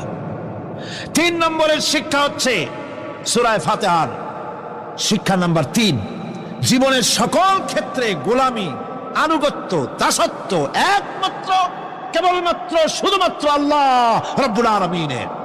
গোলামি কার হবে? চিল্লায়া বলেন, কার হবে? 3। 4 নম্বরে সাহায্য চাইতে হবে কেবলমাত্র কার কাছে? আল্লাহ পাকের কাছে। 5, হেদায়েতের গ্রন্থ হিসাবে গ্রহণ করতে হবে আল্লাহ পাকের কোরআনে কারীমকে। 6, অনুসরণ করতে হবে কেবলমাত্র নবীজিন, সিদ্দিকিন, শুহাদা, সালেহিনদেরকে। 7, জীবনের সকল স্তর থেকে ইহুদি এবং নাসারাদের প্রভাব মুক্ত করতে হবে নিজের জীবনকে। ইহুদি, নাসারা, আল্লাহ বিরোধী যারা মুশরিক, নাস্তিক, মুরতাদ, এ সবগুলি থেকে নিজেকে মুক্ত করতে হবে। গোলামি হবে কেবলমাত্র আল্লাহ পাকের। আর এইভাবে 7টি আয়াতের 7টি শিক্ষা আপনাদের সামনে পেশ করলাম। আল্লাহ রাব্বুল আলামিন এগুলি যেন মানার তৌফিক আমাদের দেন, আমরা বলি আমিন। আরো জোরে বলেন আমিন। বন্ধুগণ, গায়রিল মাগদুবি আলাইহিম ওয়ালাদ-দাল্লিন আমরা পড়ি, ইহুদি এবং খ্রিস্টানের পথ অনুসরণ করব না বলি, কিন্তু এই তো 1 জানুয়ারি আসতেছে। 1 জানুয়ারি 1997 সন, 31 ডিসেম্বর রাত 12টা 1 মিনিটের সময় বাংলাদেশের শহর সমূহে বাজি পোড়ানো শুরু হয়। কথা ঠিক কিনা? আমি জিজ্ঞেস করতে চাই, এটা কি খ্রিস্টানের দেশ? জোরে বলেন, এটা কি খ্রিস্টানের দেশ? অবশ্য আমাদের দেশে খ্রিস্টান, হিন্দু, বৌদ্ধ যারা আছে তারাও আমাদের নাগরিক, সন্দেহ নাই। কিন্তু এই দেশ হচ্ছে পৃথিবীর 2য় বৃহত্তম মুসলিম দেশ। খ্রিস্টানেরা নববর্ষ উদযাপনের জন্য বাজি পোড়া, ফুর্তি করুক, যা বললায় তাই করুক, কিন্তু একজন মুসলমান এই নববর্ষ উদযাপনের জন্যে বাজি পোড়াতে পারে না, বোমা ফুটাতে পারে না, ফুর্তি করতে পারে না, মানে নাই, জাস্টিফিকেশন নাই। এটা যদি করা হয় আপনি খ্রিস্টানদের গোলামি করছেন, এটাই প্রমাণিত হবে। পয়লা বৈশাখ নববর্ষ উদযাপন করা হয় আমাদের দেশে, আজ 2-4 বছর ধরে শুরু হয়েছে পয়লা বৈশাখ উদযাপন করা। পয়লা বৈশাখে সকালবেলায় বাসন্তী রঙের শাড়ি পরে সারা রাত রাস্তায় আলপনা এঁকে রমনা লেকের পাশে গিয়ে যুবতী আর যুবকরা বাসন্তী রঙের শাড়ি পরে সূর্য উদয়ের পানে করজোড়ে সেদিকে তাকিয়ে বলে, এসো হে নববৈশাখ স্বাগতম হে। বৈশাখ বলে বাবাজিরা আমারে ডাকতেছ, ওয়েট এন্ড সি, অপেক্ষা করো, আসতেছি। যে বৈশাখকে ডাকা হলো, স্বাভাবিক বৈশাখ কাল বৈশাখী রুদ্র রূপ ধারণ করে 180 মাইল স্পিডে এসে বাড়ি ঘর কল কারখানা ভাঙ্গা জনমের মতো স্বাগতম হে। এরপর রাজনৈতিক নেতৃবৃন্দ এবং বুদ্ধিজীবী, ছাত্রছাত্রী, শিক্ষক, এক শ্রেণীর শিক্ষকবৃন্দ মঙ্গল প্রদীপ জ্বালিয়ে দিনের সূচনা করেন। কুকুরের মুখোশ, গাধার মুখোশ, কুমিরের মুখোশ পরে মিছিল করেন। ঢোল আরো কি হাবিজাবি বাজাইয়া ফুর্তির চোটে সিটই পড়বে না খারাপ হয়ে থাকবে দিশা করতে পারে না, ঠিক কিনা কন? আমি জিজ্ঞেস করি, পয়লা বৈশাখের সাথে উদযাপন, নববর্ষ উদযাপনের সাথে মুখোশ পরার সম্পর্ক কি? গরু আর গাধার শূকরের মুখোশ পরে আপনি কি বুঝাতে চান যে নতুন বছরটা জাতির সাথে গাধার মতো ব্যবহার করবেন অথবা কুকুরের মতো? নাউযুবিল্লাহি মিন যালিক। মুসলমানদের জন্য জায়েজ নাই, হারাম হারাম। বৈশাখের কোনো গুরুত্ব নাই। পয়লা বৈশাখ যদি কিছু করতেই হয়, হজরের নামাজ পড়ে, দরুদ পড়ে, তেলাওয়াত করে আল্লাহর কাছে মুসলমানের দোয়া করা দরকার। আল্লাহ, বিগত বছরটা পার করেছি গুনাহ করে, নাফরমানি করে, আগামী বছর আমাদেরকে নেককার বানাও, নামাজি বানাও, চরিত্রবান বানাও, দিনদার বানাও, বছরটা দেশের জন্য, জাতির জন্য কল্যাণকর করে দাও। ভালো হইতো না? ভালো হইতো না? ভালো হতো। কিন্তু কপাল খারাপ, সংস্কৃতির নামে আসছে বেহায়াপনা। ভারতীয় উৎসব হয় বাংলাদেশে, ইন্ডিয়ান ফেস্টিভ্যাল। আমি প্রশ্ন করতে চাই সরকারের কাছে, বাংলাদেশের উৎসব ভারতে হয় কিনা? যদি বাংলাদেশের উৎসব ভারতে না হয়, বাংলার মাটিতে ভারতের উৎসব কেন?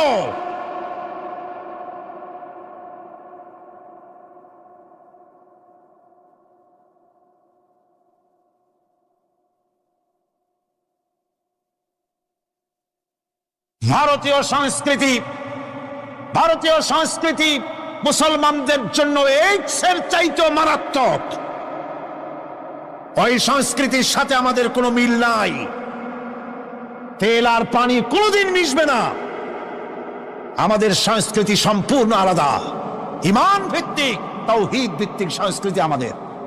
যুবতী মেয়েদেরকে এনে প্রতিদিন সপ্তাহে ডজনকে ডজন শিল্পী আনা হচ্ছে আমাদের দেশে, গায়িকা, নর্তকী। আমাদের দেশের ভাবমূর্তিকে নষ্ট করা হয়েছে। গান বাজনার দিকে উঠে পড়ে লেগে গিয়েছে জাতি আজ। এ জাতির দুর্ভাগ্য কোথায় গিয়ে ঠেকবে আল্লাহ পাক জানেন। আমরা মুসলমান, আমাদের উন্নতি, আমাদের অরুজ, আমাদের জওয়াল, আমাদের উন্নতি আর আমাদের অবনতি কিসে হবে? বিশ্বকবি বলছেন, তুঝে বাতাও তকদীরে উমম ক্যা হ্যায়, তুঝে বাতাও তকদীরে উমম ক্যা হ্যায়, শমশির ও সনা আউয়াল তাউস और বাবা ঘির। এসো, এ জাতির অগ্রগতি আর উন্নতির ইতিহাস তোমারে শোনাই। এ জাতির হাতে যতদিন ছিল তরবারি, এ জাতির হাতে যতদিন ছিল কোরআন, গোটা পৃথিবী তার পায়ের উপরে চুমা খেয়েছে। আর যেদিন কোরআনের পরিবর্তে জাতির হাতে এসেছে তানপুরা, বেহালা, ঢোল, সারিন্দা, নারিন্দা, সারেগামা, পাদানিসা, তখনই কপাল পুড়েছে জাতির।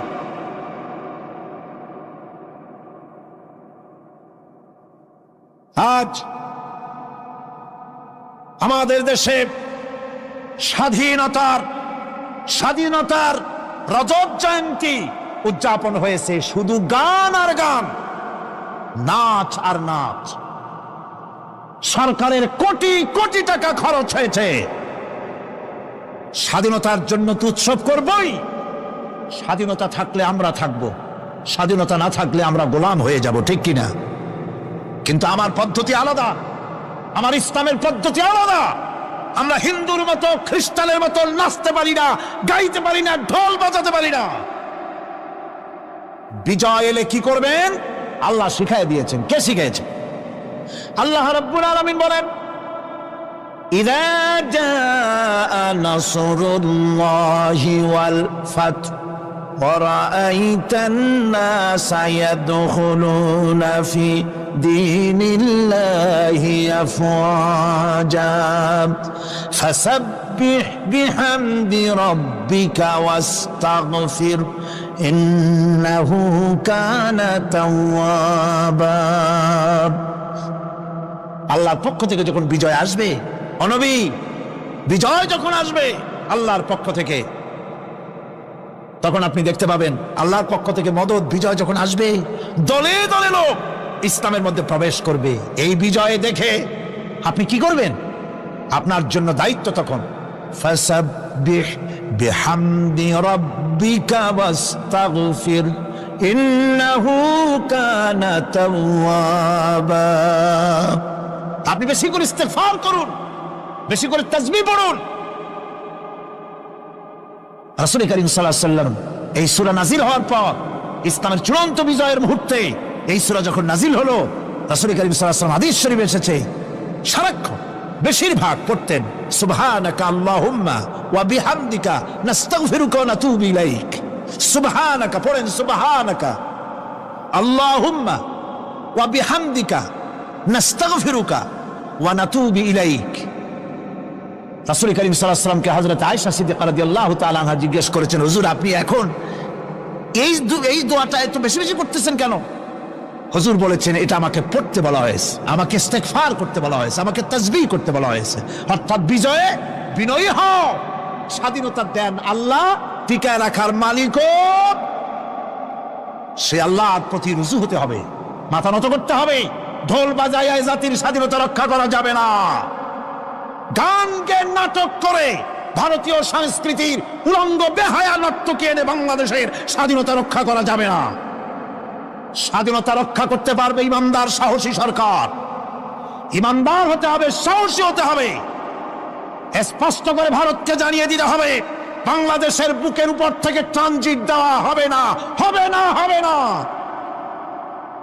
আমাদের চট্টগ্রামের এই চট্টগ্রামের পোর্টকে থামুন, চট্টগ্রামের বীর চট্টলার পোর্টকে ভারতের জন্য মুক্ত হতে দেওয়া হবে না। এদেশের লক্ষ লক্ষ মানুষের জীবন যেতে পারে, ভারতকে ট্রানজিট দেব না। ভারতকে ট্রানজিট দেওয়ার অর্থ হল ভারতের সেনাবাহিনীকে বাংলাদেশকে ওয়েলকাম করা, ভারতের ডেঙ্গু জ্বর, তাদের এইডস রোগ বাংলাদেশে আমদানি করা, বাংলাদেশকে ভুটান, সিকিমের মতো ভারতের গোলাম বানিয়ে দেওয়া। মনে রাখতে হবে 1971, 72 আর 96, 97 এক জিনিস নয়। সুতরাং স্পষ্টভাবে বলতে চাই, ভারতের ইঙ্গিতে কোন আলেমের গায়ে যদি হাত দেওয়া হয় আর ইসলামকে যদি আঘাত করা হয়, দেশ জুড়ে আগুন জ্বলবে, কেউ ঠেকাতে পারবে না।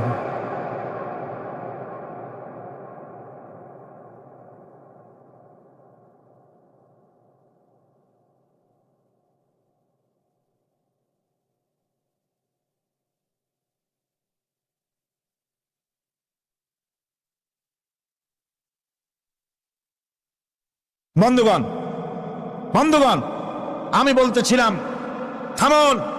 গায়রিল মাগদুবি আলাইহিম ওয়ালাদ-দাল্লিন, খ্রিস্টান, ইহুদি, হিন্দু, মুশরিক কারো অনুসরণ করব না। অনুসরণ করব কয় শ্রেণীর? চার শ্রেণীর, নবিয়্যিন, সিদ্দিকিন, শুহাদা, সালেহিন। কল আলহামদুলিল্লাহ। এরপর আমরা মুসলমান, কিন্তু আমাদের বিবাহ অনুষ্ঠান যখন হয়, এই বিবাহ অনুষ্ঠানগুলি আমরা কি মুসলমানদের মতো করি? জবাব চাই, করি? আপনারা যে হলুদ অনুষ্ঠান করেন, শরীয়তের কোন জায়গায় আছে? এই হলুদ অনুষ্ঠান হিন্দুদের কাছ থেকে আমদানি হয়েছে। একটা হলুদ অনুষ্ঠানে যা খরচ হয় তা দিয়ে 6টা বিয়ে করানো যায়। সুতরাং আজ থেকে তওবা করুন, আমরা আর হলুদ অনুষ্ঠান করব না। রাজি আছেন? রাজি আছেন? বিবাহের নামে অপসংস্কৃতির জায়গা আমরা করে দিতে পারি না। যৌতুক যেমন হারাম, গত মাহফিলে বলেছি, মনে আছে না? মনে আছে কিনা? যৌতুক যেমন হারাম। যৌতুক কি আপনারা নেবেন নাকি? মেয়েওয়ালাদের উপরে চাপ সৃষ্টি করবেন না, জায়েজ নাই। মেয়েওয়ালারা যদি ইচ্ছে করে কিছু দেয়, নিবেন। আমি তো আশা করেছিলাম যে সংসদ নেত্রী, প্রধানমন্ত্রী মহিলা, বিরোধী দলীয় নেত্রীও মহিলা, সুতরাং মহিলাদের উপরে তাদের দরদের খাতিরেই তারা যৌতুক বিল উত্থাপন করবেন, কিন্তু তারা করেন নাই। তাদের উচিত ছিল যৌতুককে ঝাঁটা মেরে বঙ্গোপসাগরে ফেলে দেওয়া, ওনারা তা করেন নাই। কিন্তু আমি ইনশাআল্লাহ সংসদে যৌতুক বিল জমা দেব ইনশাআল্লাহ। আমি একা অথবা আমরা 3 জন যাই হই, সংসদে আমি কখনো একাকিত্ব ফিল করি না, কারণ আল্লাহ রাব্বুল আলামিন আমার সাথে আছেন। এই যৌতুক বিরোধী বিল উত্থাপন করে যৌতুক বন্ধ করতে হবে। 2 নম্বরের কথা হচ্ছে, মেয়েওয়ালারা তারাও আবার একটা খারাপ কাজ শুরু করেছেন, সেটা হলো বেশি পরিমাণের মহারানা চাপায় দেওয়া। মহারানা এটা শরীয়ত কোনো বাঁধিয়ে টাঙ্গে দেয় নাই। ছেলেপক্ষ যদ্দূর দিতে পারে সেইটা মেয়েওয়ালাদের আন্দাজ থাকা উচিত। অহেতুক যৌতুক, অহেতুক মহারানা চাপায় দিবেন না। এটা একটি ট্র্যাডিশন হয়েছে। 5,55,515 টাকা 1 পয়সা, বাজে কাজ। 11 লক্ষ, হ্যাঁ, যদি ছেলেওয়ালা দেওয়ার মতো হয়, স্ত্রী দেন না, কোনো ক্ষতি নাই। আল্লাহ তো কোরআন শরীফে বলেছেন, তোমার বউরে যদি তুমি পাহাড় সমান সম্পদ দাও, কণা মাত্র ফিরাই নিও না। সুবহানাল্লাহ। আর মহারানার টাকাকে ফরজরূপী দায়িত্ব হিসাবে আদায় করে দাও। কাজী যে মহারানা আদায় হতে পারে এই রকমের মহারানা দেওয়া উচিত। অতিরিক্ত চাপাই দিতে পারবে না। কিয়ামতের দিন ওই পুরুষটাকে আল্লাহর দরবারে জিনাকারের কাতারে দাঁড়াতে হবে।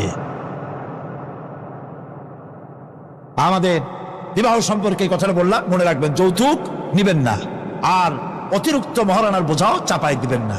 তবে যা দিতে পারে সেই রকমই আপনারা দিবেন। এরপরে আর একটা জিনিস আমাদের দেশে চালু আছে, যা হিন্দু খ্রিস্টানদের সঙ্গে মিলে যায়, তা হচ্ছে কোন সম্মানিত লোক মারা গেল, তার জন্য নীরব হয়ে দাঁড়ায় থাকা। আমাদের পার্লামেন্টের একজন সদস্য মারা গেলেন, সংসদে প্রস্তাব উঠল 1 মিনিট নীরব হয়ে দাঁড়ায় থাকে। আমি বললাম, স্পিকার সাহেব, 1 মিনিট দাঁড়ায় থাকলে যদি সওয়াব হয়, তো 1 মিনিট কেন, আসুন আমরা 25 মিনিট খাড়াই থাকি। আর যদি কোনো সওয়াবই না হয়, তাহলে এই প্রহসন কেন?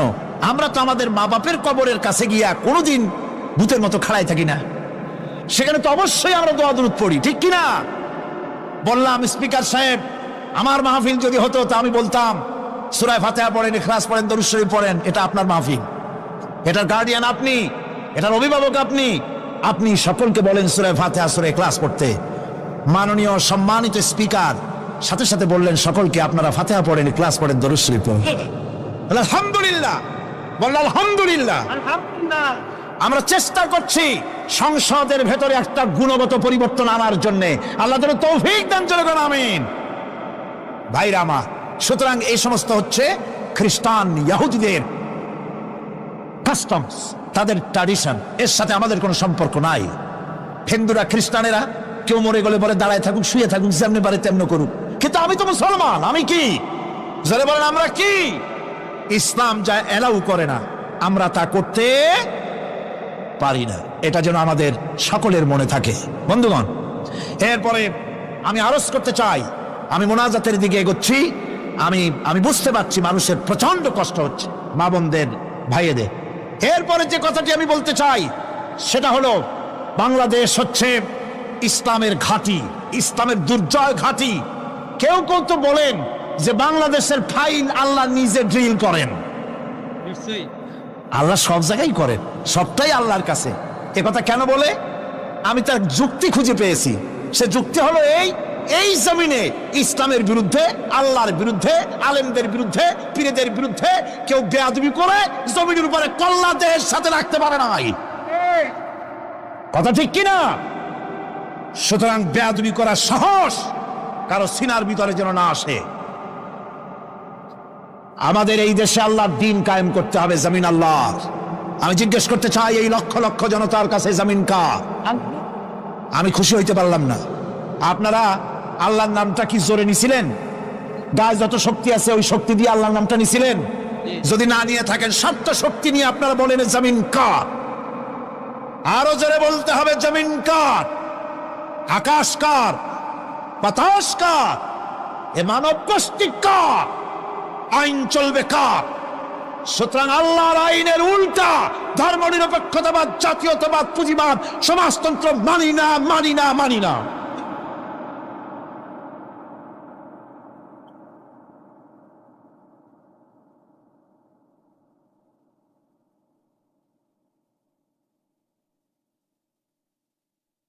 আল্লাহর এই জমিনে, সরে যাও, আল্লাহর এই জমিনে প্রয়োজন হচ্ছে আল্লাহর দ্বীন প্রতিষ্ঠার জন্য ঐক্যবদ্ধ প্রচেষ্টা।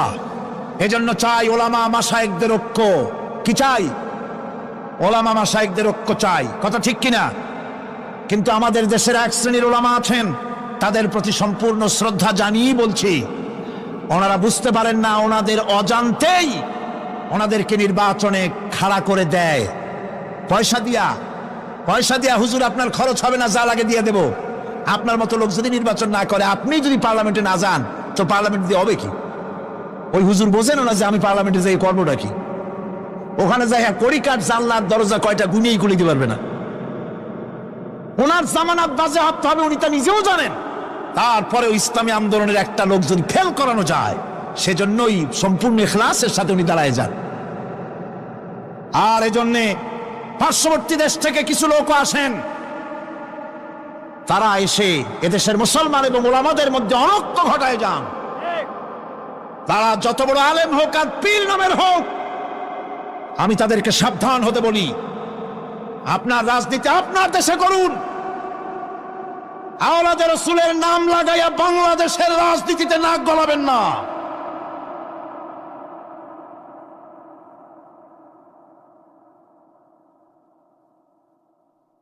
ওলামাদের এক হতে হবে। আমি ওলামায়ে কেরামদের খেদমতে আরজ করি, যদি এক আমরা না হতে পারি, দ্বীন প্রতিষ্ঠা হবে না। কিয়ামতে আল্লাহর কাছে দায়ী হতে হবে। জনগণের কোনো দোষ নাই। জনগণের দোষ আছে?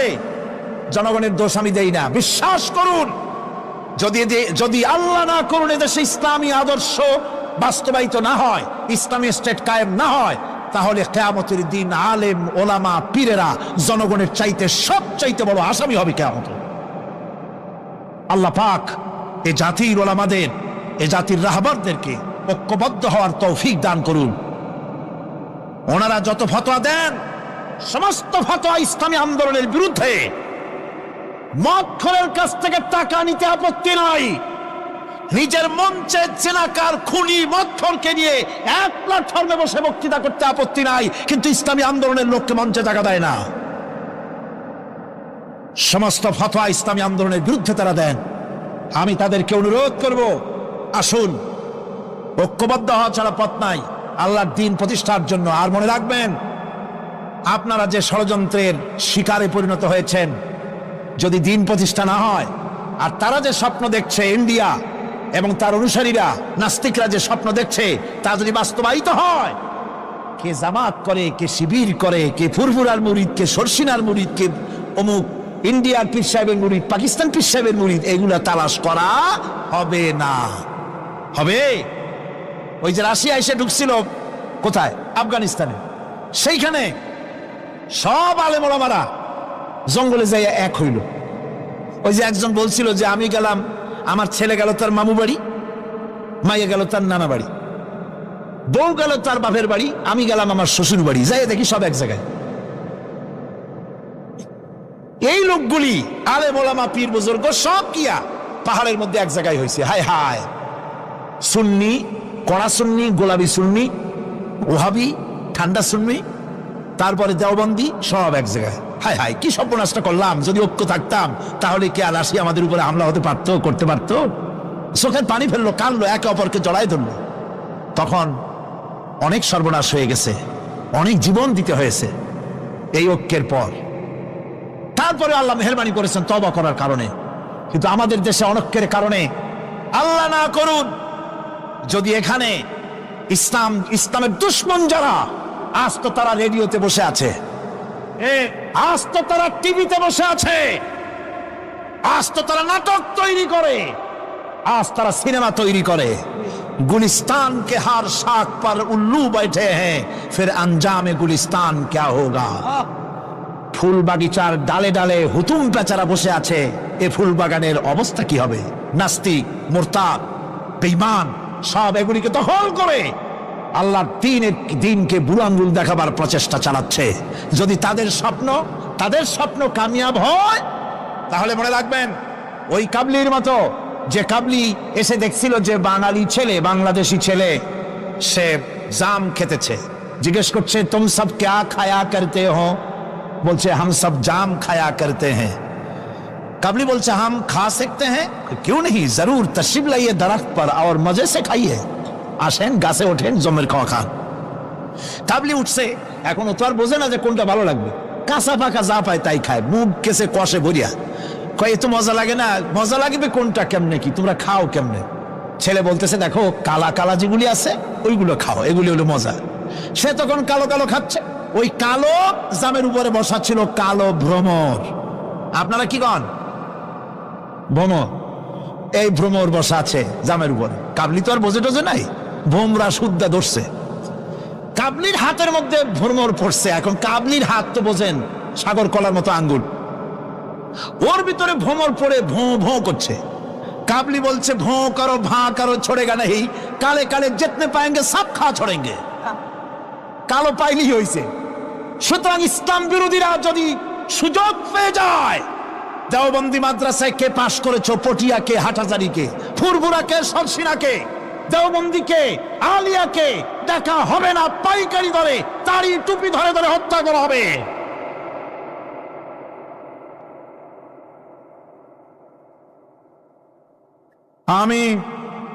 আমি অত্যন্ত বিনীতভাবে চট্টগ্রামের তাফসিরের কোরআন মাহফিলের পক্ষ থেকে গোটা দেশবাসীকে আহ্বান জানাই, আলেম ওলামাদের প্রতি বলি, আপনাদের পায়ে ধরি, ওলামা হাজরাত, পীর সাহেব কেবলারা, আপনাদের পায়ে ধরি, আল্লাহর রাস্তায় ঐক্যবদ্ধ হন, ইসলামী আন্দোলনের বিরুদ্ধে ফতোয়া দিবেন না। এটি আত্মঘাতী কাজ। নিজেদের সর্বনাশ নিজেরা করছেন, নিজেদের পায়ে নিজেরা কুড়াল মারতেছেন। এরপরে আমি যুবকদের জন্য বলবো, যুবকরা তোমরা যারা মাহফিলে এসেছো, মাহফিলে যুবকরাই বেশি আসে আলহামদুলিল্লাহ। এই জন্য মাহফিলে লোক ঠেকাবার জন্য কত যে চেষ্টা, তাদের চেষ্টার কোনো অবধি নাই। এই আমার বিরুদ্ধে 1989-90 দুইটা বছর যা জ্বালানো হয়েছে, যেখানে যাই, আমি যাওয়ার আগেই হযরত হরতাল শরীফ আইসে হাজির, 144 ধারা হাজির।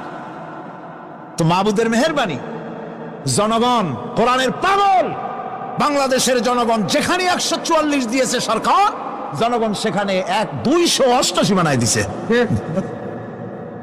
এক পত্রিকায় দেখলাম সেখানে লিখেছে হরতালও সফল, তাফসিরও সফল। তা আবার কেমনে? তারপরে দেখলাম উনি নিজেই লিখছেন, তিনি আবার এখনকার সরকারের একজন মন্ত্রীও, প্রতিমন্ত্রী। তিনি লিখছেন সেখানে যে সাইদি যেখানে যায় হরতালের ডাক দেওয়া হয়। তো হরতালের ডাক দেওয়া হলো পরে স্কুল বন্ধ, কলেজ বন্ধ, মাদ্রাসা বন্ধ, দোকানপাট বন্ধ, কারখানা বন্ধ। সন্ধ্যার দিকে কারো কোনো কাজ নাই, সব তাফসিরে হাজির। তো দুটোই সফল হলো। কোরআনের পাগল থেকে, কোরআনের পাগলদেরকে কোরআন থেকে বঞ্চিত করা, দূরে রাখা ওদের সবচাইতে বড় ভয়। বুড়ারা ওরাই যাবে মাহফিলে, যুবকরা যায় কেন? ওদের চিন্তা যে আমাদের পুকুরের জিয়ানো মাছগুলি সব তো নিয়ে গেল, ঠেকাইতে পারবে না। এই যুবকদের শরীরের ভিতরে রক্ত কার? না না, আল্লাহর রক্ত না, আন্দাজে কথা কইেন না। এই যুবকদের মধ্যে রক্ত হিন্দুর রক্ত নাই, সূর্য সেনের এক ফোঁটা রক্ত নাই, রবীন্দ্রনাথের রক্ত নাই।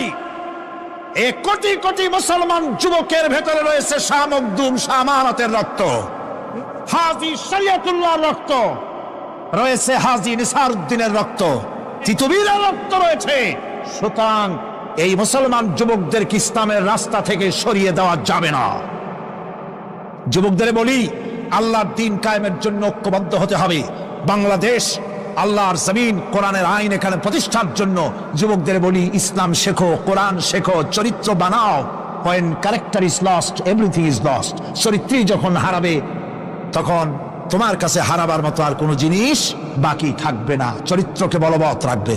চরিত্র হলো সবচাইতে মানুষ হওয়ার জন্য চরিত্র শ্রেষ্ঠ জিনিস। এই চরিত্রকে তোমরা হেফাজত করবে, 5 ওয়াক্ত নামাজ পড়বে, ওয়াকুনু মা'আস সাদিকিন, সত্যবাদীদের সাথে থাকবে। যারা ইসলামের আন্দোলন করে তাদের সাথী হও, তাদের কর্মী হও। আল্লাহ রাব্বুল আলামিন তোমাদেরকে যুগের খালিদ বিন ওলীদ আল্লাহ বানাই দিবেন। আমি তো বিশ্বাস করি এই যুবকদের হাতে ইসলামের পতাকা উড়বে বাংলাদেশে ইনশাআল্লাহ।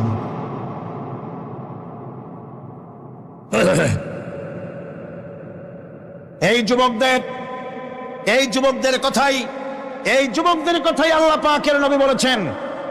নবীজি বলেছেন, কিয়ামতের দিন যেদিন কোনো ছায়া থাকবে না, আল্লাহর আরশ ব্যতীত আরশের ছায়া ছাড়া কোনো ছায়া থাকবে না, ওই দিন আরশের নিচে 7 শ্রেণীর লোকেরা জায়গা পাবে। ওর ভিতরে হবে এক শ্রেণী হবে ওয়াশাবুন নাশা ফি ইবাদাতিল্লাহ, ওইসব যুবক যারা রাত কাটিয়েছে আল্লাহর ইবাদত করে, চোখের পানি ফেলেছে, তাদের জন্য জান্নাত যুবকদের জন্য।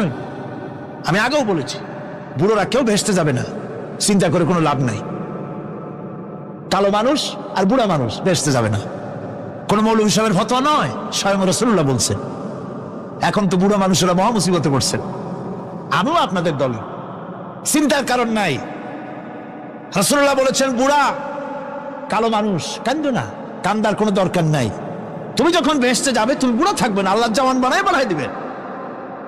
কালো মানুষ কালো থাকবে না, জান্নাতে যাওয়ার সময় আল্লাহ পাক পূর্ণিমার চাঁদের চাইতেও সুন্দর বানাই দিবেন। সুতরাং যুবকেরা, বেহেশত তোমাদের জন্য, এই বেহেশতের জন্য তৈরি হও, জান্নাতে যাওয়ার জন্য তৈরি হও। এই দুনিয়ার নারী বাড়ি গাড়ি তুচ্ছ আল্লাহর জান্নাতের সামনে। সাহাবায়ে কেরাম জীবন দিয়েছেন জান্নাতের আশায়। সেই জান্নাতের আশা জাহান্নামের ভয় আর জান্নাতে যাওয়ার লোভ প্রত্যেকটি যুবকের রক্তের ফোঁটায় ফোঁটায় আল্লাহ ঢুকায় দিক। যুবতী মেয়েদেরকে বলবো, ছাত্রী যারা এসেছেন মহিলাদের মধ্যে, এদেশে ইসলামী ছাত্রী সংস্থা নামে একটি সংস্থা আছে, মেয়েদেরকে দ্বীন শিখায় তারা। যেখানে মেয়েরা তাদের সতীত্ব বজায় রাখতে পারে না, দ্বীন শিখতে পারে না, সেখানে কলেজে, বিশ্ববিদ্যালয়, হাই স্কুলে ইসলামী ছাত্রী সংস্থা একটা নিয়ামত। যেরকম আলহামদুলিল্লাহ। সব ভাইদেরকে আর মায়েদেরকে বলবো, আপনারা আপনাদের মেয়েদেরকে ছাত্রী সংস্থার সাথে দ্বীন শেখার জন্য, ঈমান শেখার জন্য, চরিত্র শেখার জন্য আপনি তাকে দিয়ে দেন। 1 বছর 6 মাস পরে ওই মেয়েকে দেখলে আপনার চোখ ঠান্ডা হয়ে যাবে। আলহামদুলিল্লাহ, দিনদার হবে, নামাজি হবে, পরেজগার হবে। এরপরে যুবকদের কথা বললাম, যুবতী মেয়েদের কথা বললাম, এখন বলবো আমি সরকারি অফিসারদের কথা।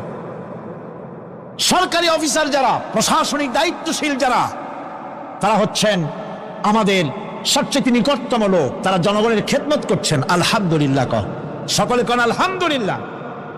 আমি দোয়া করি তাফসীরের মাহফিলের পক্ষ থেকে সরকারি অফিসার যারা, ম্যাজিস্ট্রেট আছেন, জজ আছেন, ডিসি আছেন, এনডিসি আছেন, এডিসি আছেন, টিএনও আছেন, সর্বস্তরের সচিব থেকে শুরু করে দারোগা পর্যন্ত সর্বস্তরের প্রশাসনিক দায়িত্বশীল ব্যক্তিবর্গকে আল্লাহ রাব্বুল আলামিন ঈমানী যোগ্যতার সাথে সরকারি দায়িত্ব পালনের তৌফিক দিন। তবে একটা কথা বলবো, আপনি যে দায়িত্বে আছেন, আপনি সরকারকে খুশি করার জন্য অবৈধ কাজে লিপ্ত হবেন না। আপনার বিবেক যদি বাধা দেয়, বিবেককে ফাঁকি দিয়ে অন্যায় কাজে হাত দিবেন না। এক শ্রেণীর লোক আছে, যে সরকার আছে সেই সরকার কি বলে, আপনার জন্য আমরা তো অপেক্ষা করতেছিলাম। এরা হলো বীরবলের মতো। সম্রাট আকবরের নাম মনে আছেন আপনাদের? তার কত রত্ন ছিল দেখছেন? কেউ কয় 5 রত্ন, কেউ কয় 6 রত্ন। ইতিহাস ভুলবেন না, ইতিহাস মনে রেখেন। নবরত্নের এক রত্ন ছিল, নাম হলো বীরবল। সম্রাট বাজারে গিয়েছে, তরকারি দেখতে গিয়ে বেগুন চোখে পড়েছে। বেগুন দেখে খুব লক্ষ্য করে দেখছে। বীরবল বলছে, জাহাপানা খুব পছন্দ নাকি? কয় দেখতে তো খুবই সুন্দর। বীরবল বলছে, জাহাপানা এই যে বেগুন, এটার নাম হচ্ছে বাগুন, অর্থাৎ এর অনেক গুণ। এটা যদি ভর্তা করে খান আপনার মাথার চুল কখনো উঠবে না। এটা যদি ভাজি করে খান আপনার স্বাস্থ্য ক্রমেই ভালো হবে। এটা যদি আপনি তরকারি মাছের সাথে মিলায় খান আপনার রাজত্ব আরো দীর্ঘায়ু হবে। এই রকমের অনেক ফজিলত বয়ান করলো। তারপরে বলে ঠিক আছে, কেন? ওগুলি কেনা হইলো, ভূত রান্না হইলো, জনমের খাওয়া খাইলো আকবর। এখন বেগুন জন্মের খাওয়া খাইলে যা হয়, টয়লেট রিজার্ভ। মেজাজ খারাপ সম্রাটের। বীরবল এসে দেখে মেজাজ স্ট্রং হয়ে আছে বাদশাহ। জাহাপানা কি হয়েছে? আরে বেটা, তুমি কি তরকারি ফজিলত বয়ান করলা? আমার তো পেটের ব্যথায় অস্থির। কয় হুজুর, এই একটা তরকারি নাকি? ওটার নাম তো বেগুন, ওর কোনো গুণই নাই। এটা খাইলে পরে কাখাউস হয়, পাচড়া হয়, এক্সিমা হয়, ব্রঙ্কাইটিস হয়, নিউমোনিয়া হয়। এটা খাইলে পরে কত লোক মারা গেছে কলেরা বসন্ত হইয়া। এটা একটা তরকারি? আকবর কয় সর্বনাশ, আমার তো পেটের ব্যথা সেরে গেছে তোমার এই বক্তৃতা শুনে। বলে কিরকম? কালকেই বেগুনের এত ফজিলত বর্ণনা করলে আর আজকেই বেগুনের এত কুচ্ছা বলছো তুমি, একই মুখে দুই রকম। বীরবল বলছে, জাহাপানা কিছু মনে নেবেন না, আমি তো বেগুনের চাকরি করি না, আমি তো জাহাপানার চাকরি করি। কালকে আপনি বলেছেন বেগুন দেখতে সুন্দর, আমার পক্ষে যদ্দূর সম্ভব ফজিলত বয়ান করেছি। আজকে আপনি বলছেন বেগুন খারাপ, আর আমি কি খারাপ ভালো করি আমার কল্যাণে হারাবো নাকি? আমার দেশের সচিব থেকে শুরু করে সর্বস্তরের অফিসারদের বলবো, সরকারকে খুঁজে করার জন্য ইসলামের বিরুদ্ধে পদক্ষেপ নেবেন না, ইসলামের পক্ষে থাকুন। এই কথা কখনো ভুলে যাবেন না। আল্লাহ রাব্বুল আলামিন আপনাদেরকে সিংহের মতো, আপনাদেরকে ব্যাঘ্রের মতো ইমানি মজবুতির সঙ্গে ইমানের দায়িত্বের সাথে সরকারি দায়িত্ব পালনের তৌফিক আমার আল্লাহ যেন দান করেন, দোয়া করি। এরপরে বলবো আমার মা বোনদের কথা, যারা কষ্ট করে এসেছেন। আমরা মোনাজাতের দিকে ক্রমে এগিয়ে যাচ্ছি, বক্তব্য শেষ পর্যায়ে এসেছি। মা বোন, আমাদের বোনেরা, আমাদের মায়েরা আমাদের কাছে সবচাইতে সম্মানের পাত্রী। কোন আলহামদুলিল্লাহ। আসতে বললেন কেন? সকালবেলা এখানে মহিলা অনুষ্ঠান হয়েছিল, হাজার হাজার মা বোনেরা এসেছিলেন। একজনে প্রশ্ন করলেন যে স্বামীর পায়ের তলে নাকি স্ত্রীর জান্নাত। আমি বলেছি এটা বাজে কথা, মিথ্যে কথা, ডাহা মিথ্যে কথা। রাসূলুল্লাহ এরকম কথা কখনো বলেন নাই, বরং হুজুর বলেছেন মায়ের পায়ের তলে সন্তানের জান্নাত। আলহামদুলিল্লাহ। আমি আগেও বলেছি আমরা পুরুষ, আমাদের পায়ের তলে জুতা, আর আপনারা পর্দার আড়ালে আমাদের বোনেরা মায়েরা, আপনাদের পায়ের তলে আল্লাহর জান্নাত। আপনারা খাদিজার উত্তরসূরি, আপনারা ফাতেমার উত্তরসূরি, আপনারা হযরত আয়েশার উত্তরসূরি। আপনাদের সতীত্বকে বিনষ্ট করার জন্য এক শ্রেণীর বুদ্ধিজীবীরা আপনাদেরকে ময়দানে নামাতে চায়। ইসলাম আপনাদেরকে অধিকার দিয়েছে, এত বড় অধিকার কেউ দেয়নি। আমি সব সময় বলি, মায়েরা বোনেরা, আমার দেশের মুসলিম মহিলারা যদি জানতেন ইসলাম তাদেরকে কি মর্যাদা দিয়েছে, এটা যদি তারা জানতেন, তাহলে ইসলামের দেওয়া অধিকারটা পাওয়ার জন্য তারা রাস্তায় নেমে মিছিল করতেন যে শুধু ইসলাম আমাদের যে মর্যাদা দিয়েছে সেইটা ফিরায় দাও, আর কিচ্ছু চাই না, ওটাই ফেরত দাও। মা বোনেরা, ইসলাম প্রতিষ্ঠিত হলে পরে বাংলাদেশে যদি ইসলাম কায়েম হয়, আপনাদের চাকরি, শিক্ষা, ব্যবসা, আপনাদের সবটা ইসলাম সংরক্ষণ করবে। অর্ধেক জনশক্তি নারী, আপনাদেরকে অবহেলা কেউ করতে পারবে না। রাসূলুল্লাহ করেন নাই, আল্লাহ করেন নাই। রাসূলের মসজিদে আল্লাহর নবী নিজে মহিলাদের জন্য জায়গা করে দিয়েছেন। আজও মসজিদে নববীতে বাবুন নিসা, মহিলাদের জন্য আলাদা দরওয়াজা রিজার্ভ রয়েছে। আলহামদুলিল্লাহ। আলহামদুলিল্লাহ। আমার মা বোনেরা, রাসূলুল্লাহ সাল্লাল্লাহু আলাইহি ওয়াসাল্লামের সব ছেলেরা, ছেলে মারা গেলেন, বেঁচে ছিলেন সব মেয়েরা। এমন একটা হাদিস খুঁজে পাওয়া যাবে না যে আল্লাহর নবী দোয়া করে বলেছিলেন আল্লাহ ছেলে মরে গেল, আমার একটা ছেলে দাও। বলেন না, মেয়েটি সন্তুষ্ট ছিলেন। কোন আলহামদুলিল্লাহ। আমার হুজুর বলেছেন বিদেশে যাবে, বাজারে যাবে, কিছু না কিছু উপহার সামগ্রী বাড়ি কিনে নিয়ে যাও, আর ঘরের মধ্যে ঢুকে প্রথমেই দিবে, মেয়েকে দিয়ে দেওয়া শুরু করবা। সুবহানাল্লাহ। কইতে ইচ্ছা করে না মেয়েরা? প্রথমে কারে দিবা? মনে রাখবেন আপনারাও, প্রথমে মেয়েকে দিবেন, প্রথমে মেয়েকে দিবেন, মেয়েকে যত্ন করবেন। অনেক কপাল পোড়া পুরুষ আছে, বারবার মেয়ে হয় দেখে মুখটা কালো হয়ে যায়, বউকে তালাক পর্যন্ত দেয়, এগুলি জাহিল। মেয়ে নিয়ামত, মেয়ে কি নিয়ামত। মেয়েদেরকে সম্মান করুন, মেয়ে জাতিকে সম্মান করুন। পত্রপত্রিকায় দেখি স্কুল যখন ছুটি হবে, girls school, girls high school, girls college ছুটি হবে যখন, বা ক্লাস শুরু হবে যখন, রাস্তার পাশে এক শ্রেণীর বখাটে ছেলেরা গিয়ে দাঁড়ায় থাকে, শীষ দেয়, বাজে কথা বলে। আশ্চর্য কথা, তুমি কি তোমার এক মায়ের পেটে আসনি? তোমার মা নাই, তোমার বোন নাই, তুমি অন্য মেয়েদের দিকে তাকায় তাকে উত্ত্যক্ত করো, তোমার লজ্জা করে না?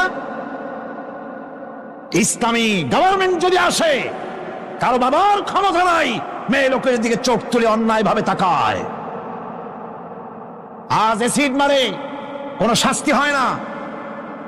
ইসলামী গভর্নমেন্ট আসতে পারে, এসিড মারা তো দূরের কথা, শীষ কেউ দিতে পারবে না, উত্ত্যক্ত করতে পারবে না। মা বোনেরা, আপনাদের অস্তিত্বের জন্য, আপনাদের সতীত্বের জন্য, আপনাদের অধিকার প্রতিষ্ঠার জন্য ইসলামের চাইতে গ্যারান্টি আর কোথাও নাই। সবটা গ্যারান্টি কোথায় আছে? ইসলাম। সুতরাং সমস্ত পুরুষদের বলবো, নারী জাতিকে সম্মান করার জন্য। নারী জাতিকে আল্লাহ পাক সম্মান দিয়েছেন, রাসূল করিম সাল্লাল্লাহু আলাইহি ওয়াসাল্লাম সম্মান দিয়েছেন। আল্লাহর নবী বলেছেন, নবীজির কাছে প্রশ্ন হয়েছে, খেদমত করব কার? হুজুর বলেন, তোমার মায়ের। তারপরে কার? তোমার মায়ের। তারপরে কারো? তোমার মায়ের। তারপরে কারো? তোমার পিতার। আল্লাহ নবী বাপের চাইতে মায়ের মর্যাদা 3 গুণ বাড়াইয়া দিলেন। সে যে মাই হোক, আপন না হোক আর সৎমা হোক, মায়ের মামাই। মা যদি নামাজ না পড়ে, রোজা না রাখে, চরিত্র যদি খারাপ হয়, মাকে চোখ রাঙাইয়া কথা বলা যাবে না। সুবহানাল্লাহ কোন? সুবহানাল্লাহ। চোখ রাঙায় কথা বলা যাবে না, ধমক দেওয়া যাবে না, সেনসিটিভ পয়েন্ট। বুখারী শরীফের হাদিস, মা বাপ খুশি, আল্লাহ খুশি। মা বাপ নারাজ, আল্লাহ নারাজ। মা বাপকে অসন্তুষ্ট করে বেহেশতে যেতে পারবেন না। মা বাপকে খুশি করেন, মাকে সম্মান করুন, মহব্বত করুন। আল্লাহ শিখাই দিয়েছেন। মা বাপ এমন সেনসিটিভ পয়েন্ট যে ব্যবহারটা আল্লাহ শিখাইছেন। কে শিখাইছেন? আল্লাহ রাব্বুল আলামিন বলেন, وَقُلْ لَهُمَا قَوْلًا كَرِيمًا। মা বাবার সঙ্গে সম্মানজনক কথা বলো, খবরদার বেয়াদবি করবে না। আর মা বাপের জন্য, তাদের জন্য আমি আল্লাহ রাব্বুল আলামিনের কাছে দোয়া করো, রব্বিরহামহুমা কামা রাব্বায়ানি সাগীরা। পড়েন সবাই, রব্বিরহামহুমা কামা রাব্বায়ানি সাগীরা। আল্লাহ রাব্বুল আলামিন শিখাই দিলেন, বান্দারে তোর মা বাপের জন্য আমার কাছে দোয়া কর, আয় আল্লাহ আমার মা বাপ যেমন ছোট্টবেলায় আমাকে স্নেহের কোলে লালন পালন করেছে, মাবুদ গো আমার মা বাপকে তোমার রহমতের কোলে লালন পালন করো। আল্লাহ শিখাই দিচ্ছে। হাদিস শরীফ এসেছে, হুজুর বসে আছেন মসজিদে নববীতে, সাহাবায়ে কেরাম বসা। এক বৃদ্ধা মহিলা প্রবেশ করেছেন মসজিদে, হুজুর তাকে দেখে দাঁড়ায় গেলেন। মহিলা আসার পর নবীজি নিজের গায়ের চাদর বিছিয়ে দিলেন। মহিলা চলে যাওয়ার পর সাহাবায়ে কেরাম জিজ্ঞেস করলেন, হুজুর একজন সাধারণ মেয়ে লোকের জন্য হুজুর নিজের চাদর বিছাইলেন, বুঝলাম না ফজিলত কি, চিনলাম না মেয়ে লোকটাকে। হুজুর বলেন, সাহাবীরা চাদর তো ভালো, হক তো আদায় করতে পারি নাই, চিনতে পারো নাই, তোমরা বুঝতে পারো নাই। আমি দুনিয়া আসার পর আমার মায়ের দুধ আমার কিসমতে তেমন হয় নাই, আমি আমার মায়ের যত্ন তেমন পাই নাই, স্নেহ আদর তেমন পাই নাই। যার বুকের দুধ খাইয়া, যার কোলে কাখে চড়ে আমি বড় হয়েছি, ইনি আমার সেই দুধ মা হযরতে হালিমাতুস সাদিয়া। বন্ধুরা, মা যদি বেঁচে থাকে, রাত্রে বাড়ি গিয়ে পায়ে ধরুন, বলেন, মা অন্যায় করেছি, জীবনে বহু বেয়াদবি করেছি, আমারে মাফ করে দাও। বিশ্বাস করুন, মা বাপের যদি খেদমত করেন, মা বাপ যদি রাজি থাকে, রিস্কে, খাদ্যে, টাকায়, ইজ্জতে জীবনেও প্রশ্ন হবে না। মা বাপের খেদমত করুন, মা বাপকে ভালোবাসুন, শ্রদ্ধা করুন। আমার মায়ের, আমার বোনের, আপনারা যারা আসছেন, আপনারা আমাদের সম্মানের পাত্রী। ইসলাম আপনাদের কত অধিকার দিয়েছে প্রতি বছর বলেছি, আজ আর লম্বা কথা বলতে চাই না, শুধু বলি পর্দায় থাকুন, পর্দায় থাকুন, আপনার সম্মান আপনি রক্ষা করুন, পর্দায় চলাফেরা করুন, সন্তানদেরকে মানুষ করুন, তাদেরকে ইসলামের রাস্তায় চালান। মা বোনদের ব্যাপারে এই আরজ করছি, ঘরে ঘরে ইসলামের দুর্গ বানান। আপনার সন্তানদেরকে ইসলামের রাস্তায় আনেন, স্বামীকে নামাজি বানান, চরিত্রবান বানান, দিনদার বানান। এরপরে সব শেষে দেশের আইনজীবী, সাহিত্যিক, বুদ্ধিজীবী, সাংবাদিক তাদের ব্যাপারে বলতে চাই, আপনারা জাতির বিবেক, আপনারা জাতির জন্য অনেক কিছু করতে পারেন। সাহিত্যিকরা, কবিরা, বুদ্ধিজীবীরা, সাংবাদিকরা অনেক অবদান রাখতে পারেন। আপনার একটা বেকায়দার খবর দেশের মধ্যে চাঞ্চল্যের সৃষ্টি করে দিতে পারে, আবার একটা ভালো খবর দেশের মধ্যে আমন আমান পয়দা করে দিতে পারে। ঠিক কিনা? ঠিক কিনা? সুতরাং সাংবাদিক বৃন্দ, আপনারা সম্মানের পাত্র, আপনারা নিজেদের সম্মানকে রক্ষা করে চলবেন। হলুদ সাংবাদিকতার পেছনে দৌড়াবেন না। প্রত্যেকটি কথা এবং কাজের জন্য আল্লাহর কাছে জবাবদিহি করতে হবে, এ কথা যেন সাংবাদিকদের মনে থাকে। আল্লাহকে ভয় করুন, আল্লাহকে ভয় করুন, আল্লাহকে ভয় করে সাংবাদিকতার মহান পেশায় নিয়োজিত থাকুন। হক কথা লিখবেন, জীবনের বিনিময় হক কথা বলবেনই। অন্যায়কে প্রশ্রয় দিবেন না, সত্যকে ঢেকে রাখবেন না, তাহলে কিয়ামতে আল্লাহর কাছে জবাবদিহি করতে হবে। আইনজীবী, বুদ্ধিজীবী, সম্মানের পাত্র আপনারা, আপনারা দেশের জন্য, জাতির জন্য কল্যাণজনক কিছু রেখে যাওয়ার জন্য চেষ্টা করুন। সব শেষ কথা সেটা হলো এই পৃথিবীর কাছে আমরা অনেক ঋণী, এই পৃথিবীর কাছেও আমরা অনেক ঋণী। এই পৃথিবীতে পৃথিবীর ফল খাই, ভাত খাই, মাছ খাই, পনির খাই, তরকারি খাই, দুধ খাই, গোশ খাই, এই পৃথিবী থেকে উৎপাদিত। সুতরাং এই পৃথিবীর কাছেও আমরা ঋণী আছি। মূল ঋণী তো আল্লাহর কাছে। মূল ঋণী কার কাছে? আল্লাহ পাকের কাছে। তবে পৃথিবীর কাছেও একটু ঋণী আমরা আছি, সেই ঋণ পরিশোধ করতে হবে। সেই ঋণটা কিভাবে পরিশোধ করবেন? সেই ঋণটা পরিশোধের একটাই পথ, আপনার চাইতে আপনি একজন ভালো নাগরিক আপনার সন্তানদের মধ্য থেকে তৈরি করে যান। একজন দিনদার, ইমানদার মুসলমান সন্তান, সন্ততি, ছেলে মেয়ে তৈরি করে যান। তাদেরকে দিনদার বানান, নামাজি বানান, চরিত্রবান বানান। আল্লাহ পাক যেন সকলকে তৌফিক দেন। শেষে একটা ওয়াদা করতে চাই, আপনাদের কাছে একটা দাবি করতে চাই। আমার দাবি তো আপনারা মনে হয় ফেলবেন না, ফেলবেন নাকি? আপনাদের জানা আছে অযৌক্তিক দাবি আমি করব না। সে দাবিটা হচ্ছে, বহুত মুসলমান আছে শবে বরাতে সারা রাত জাগে কিন্তু ফজরের নামাজ পড়ে না।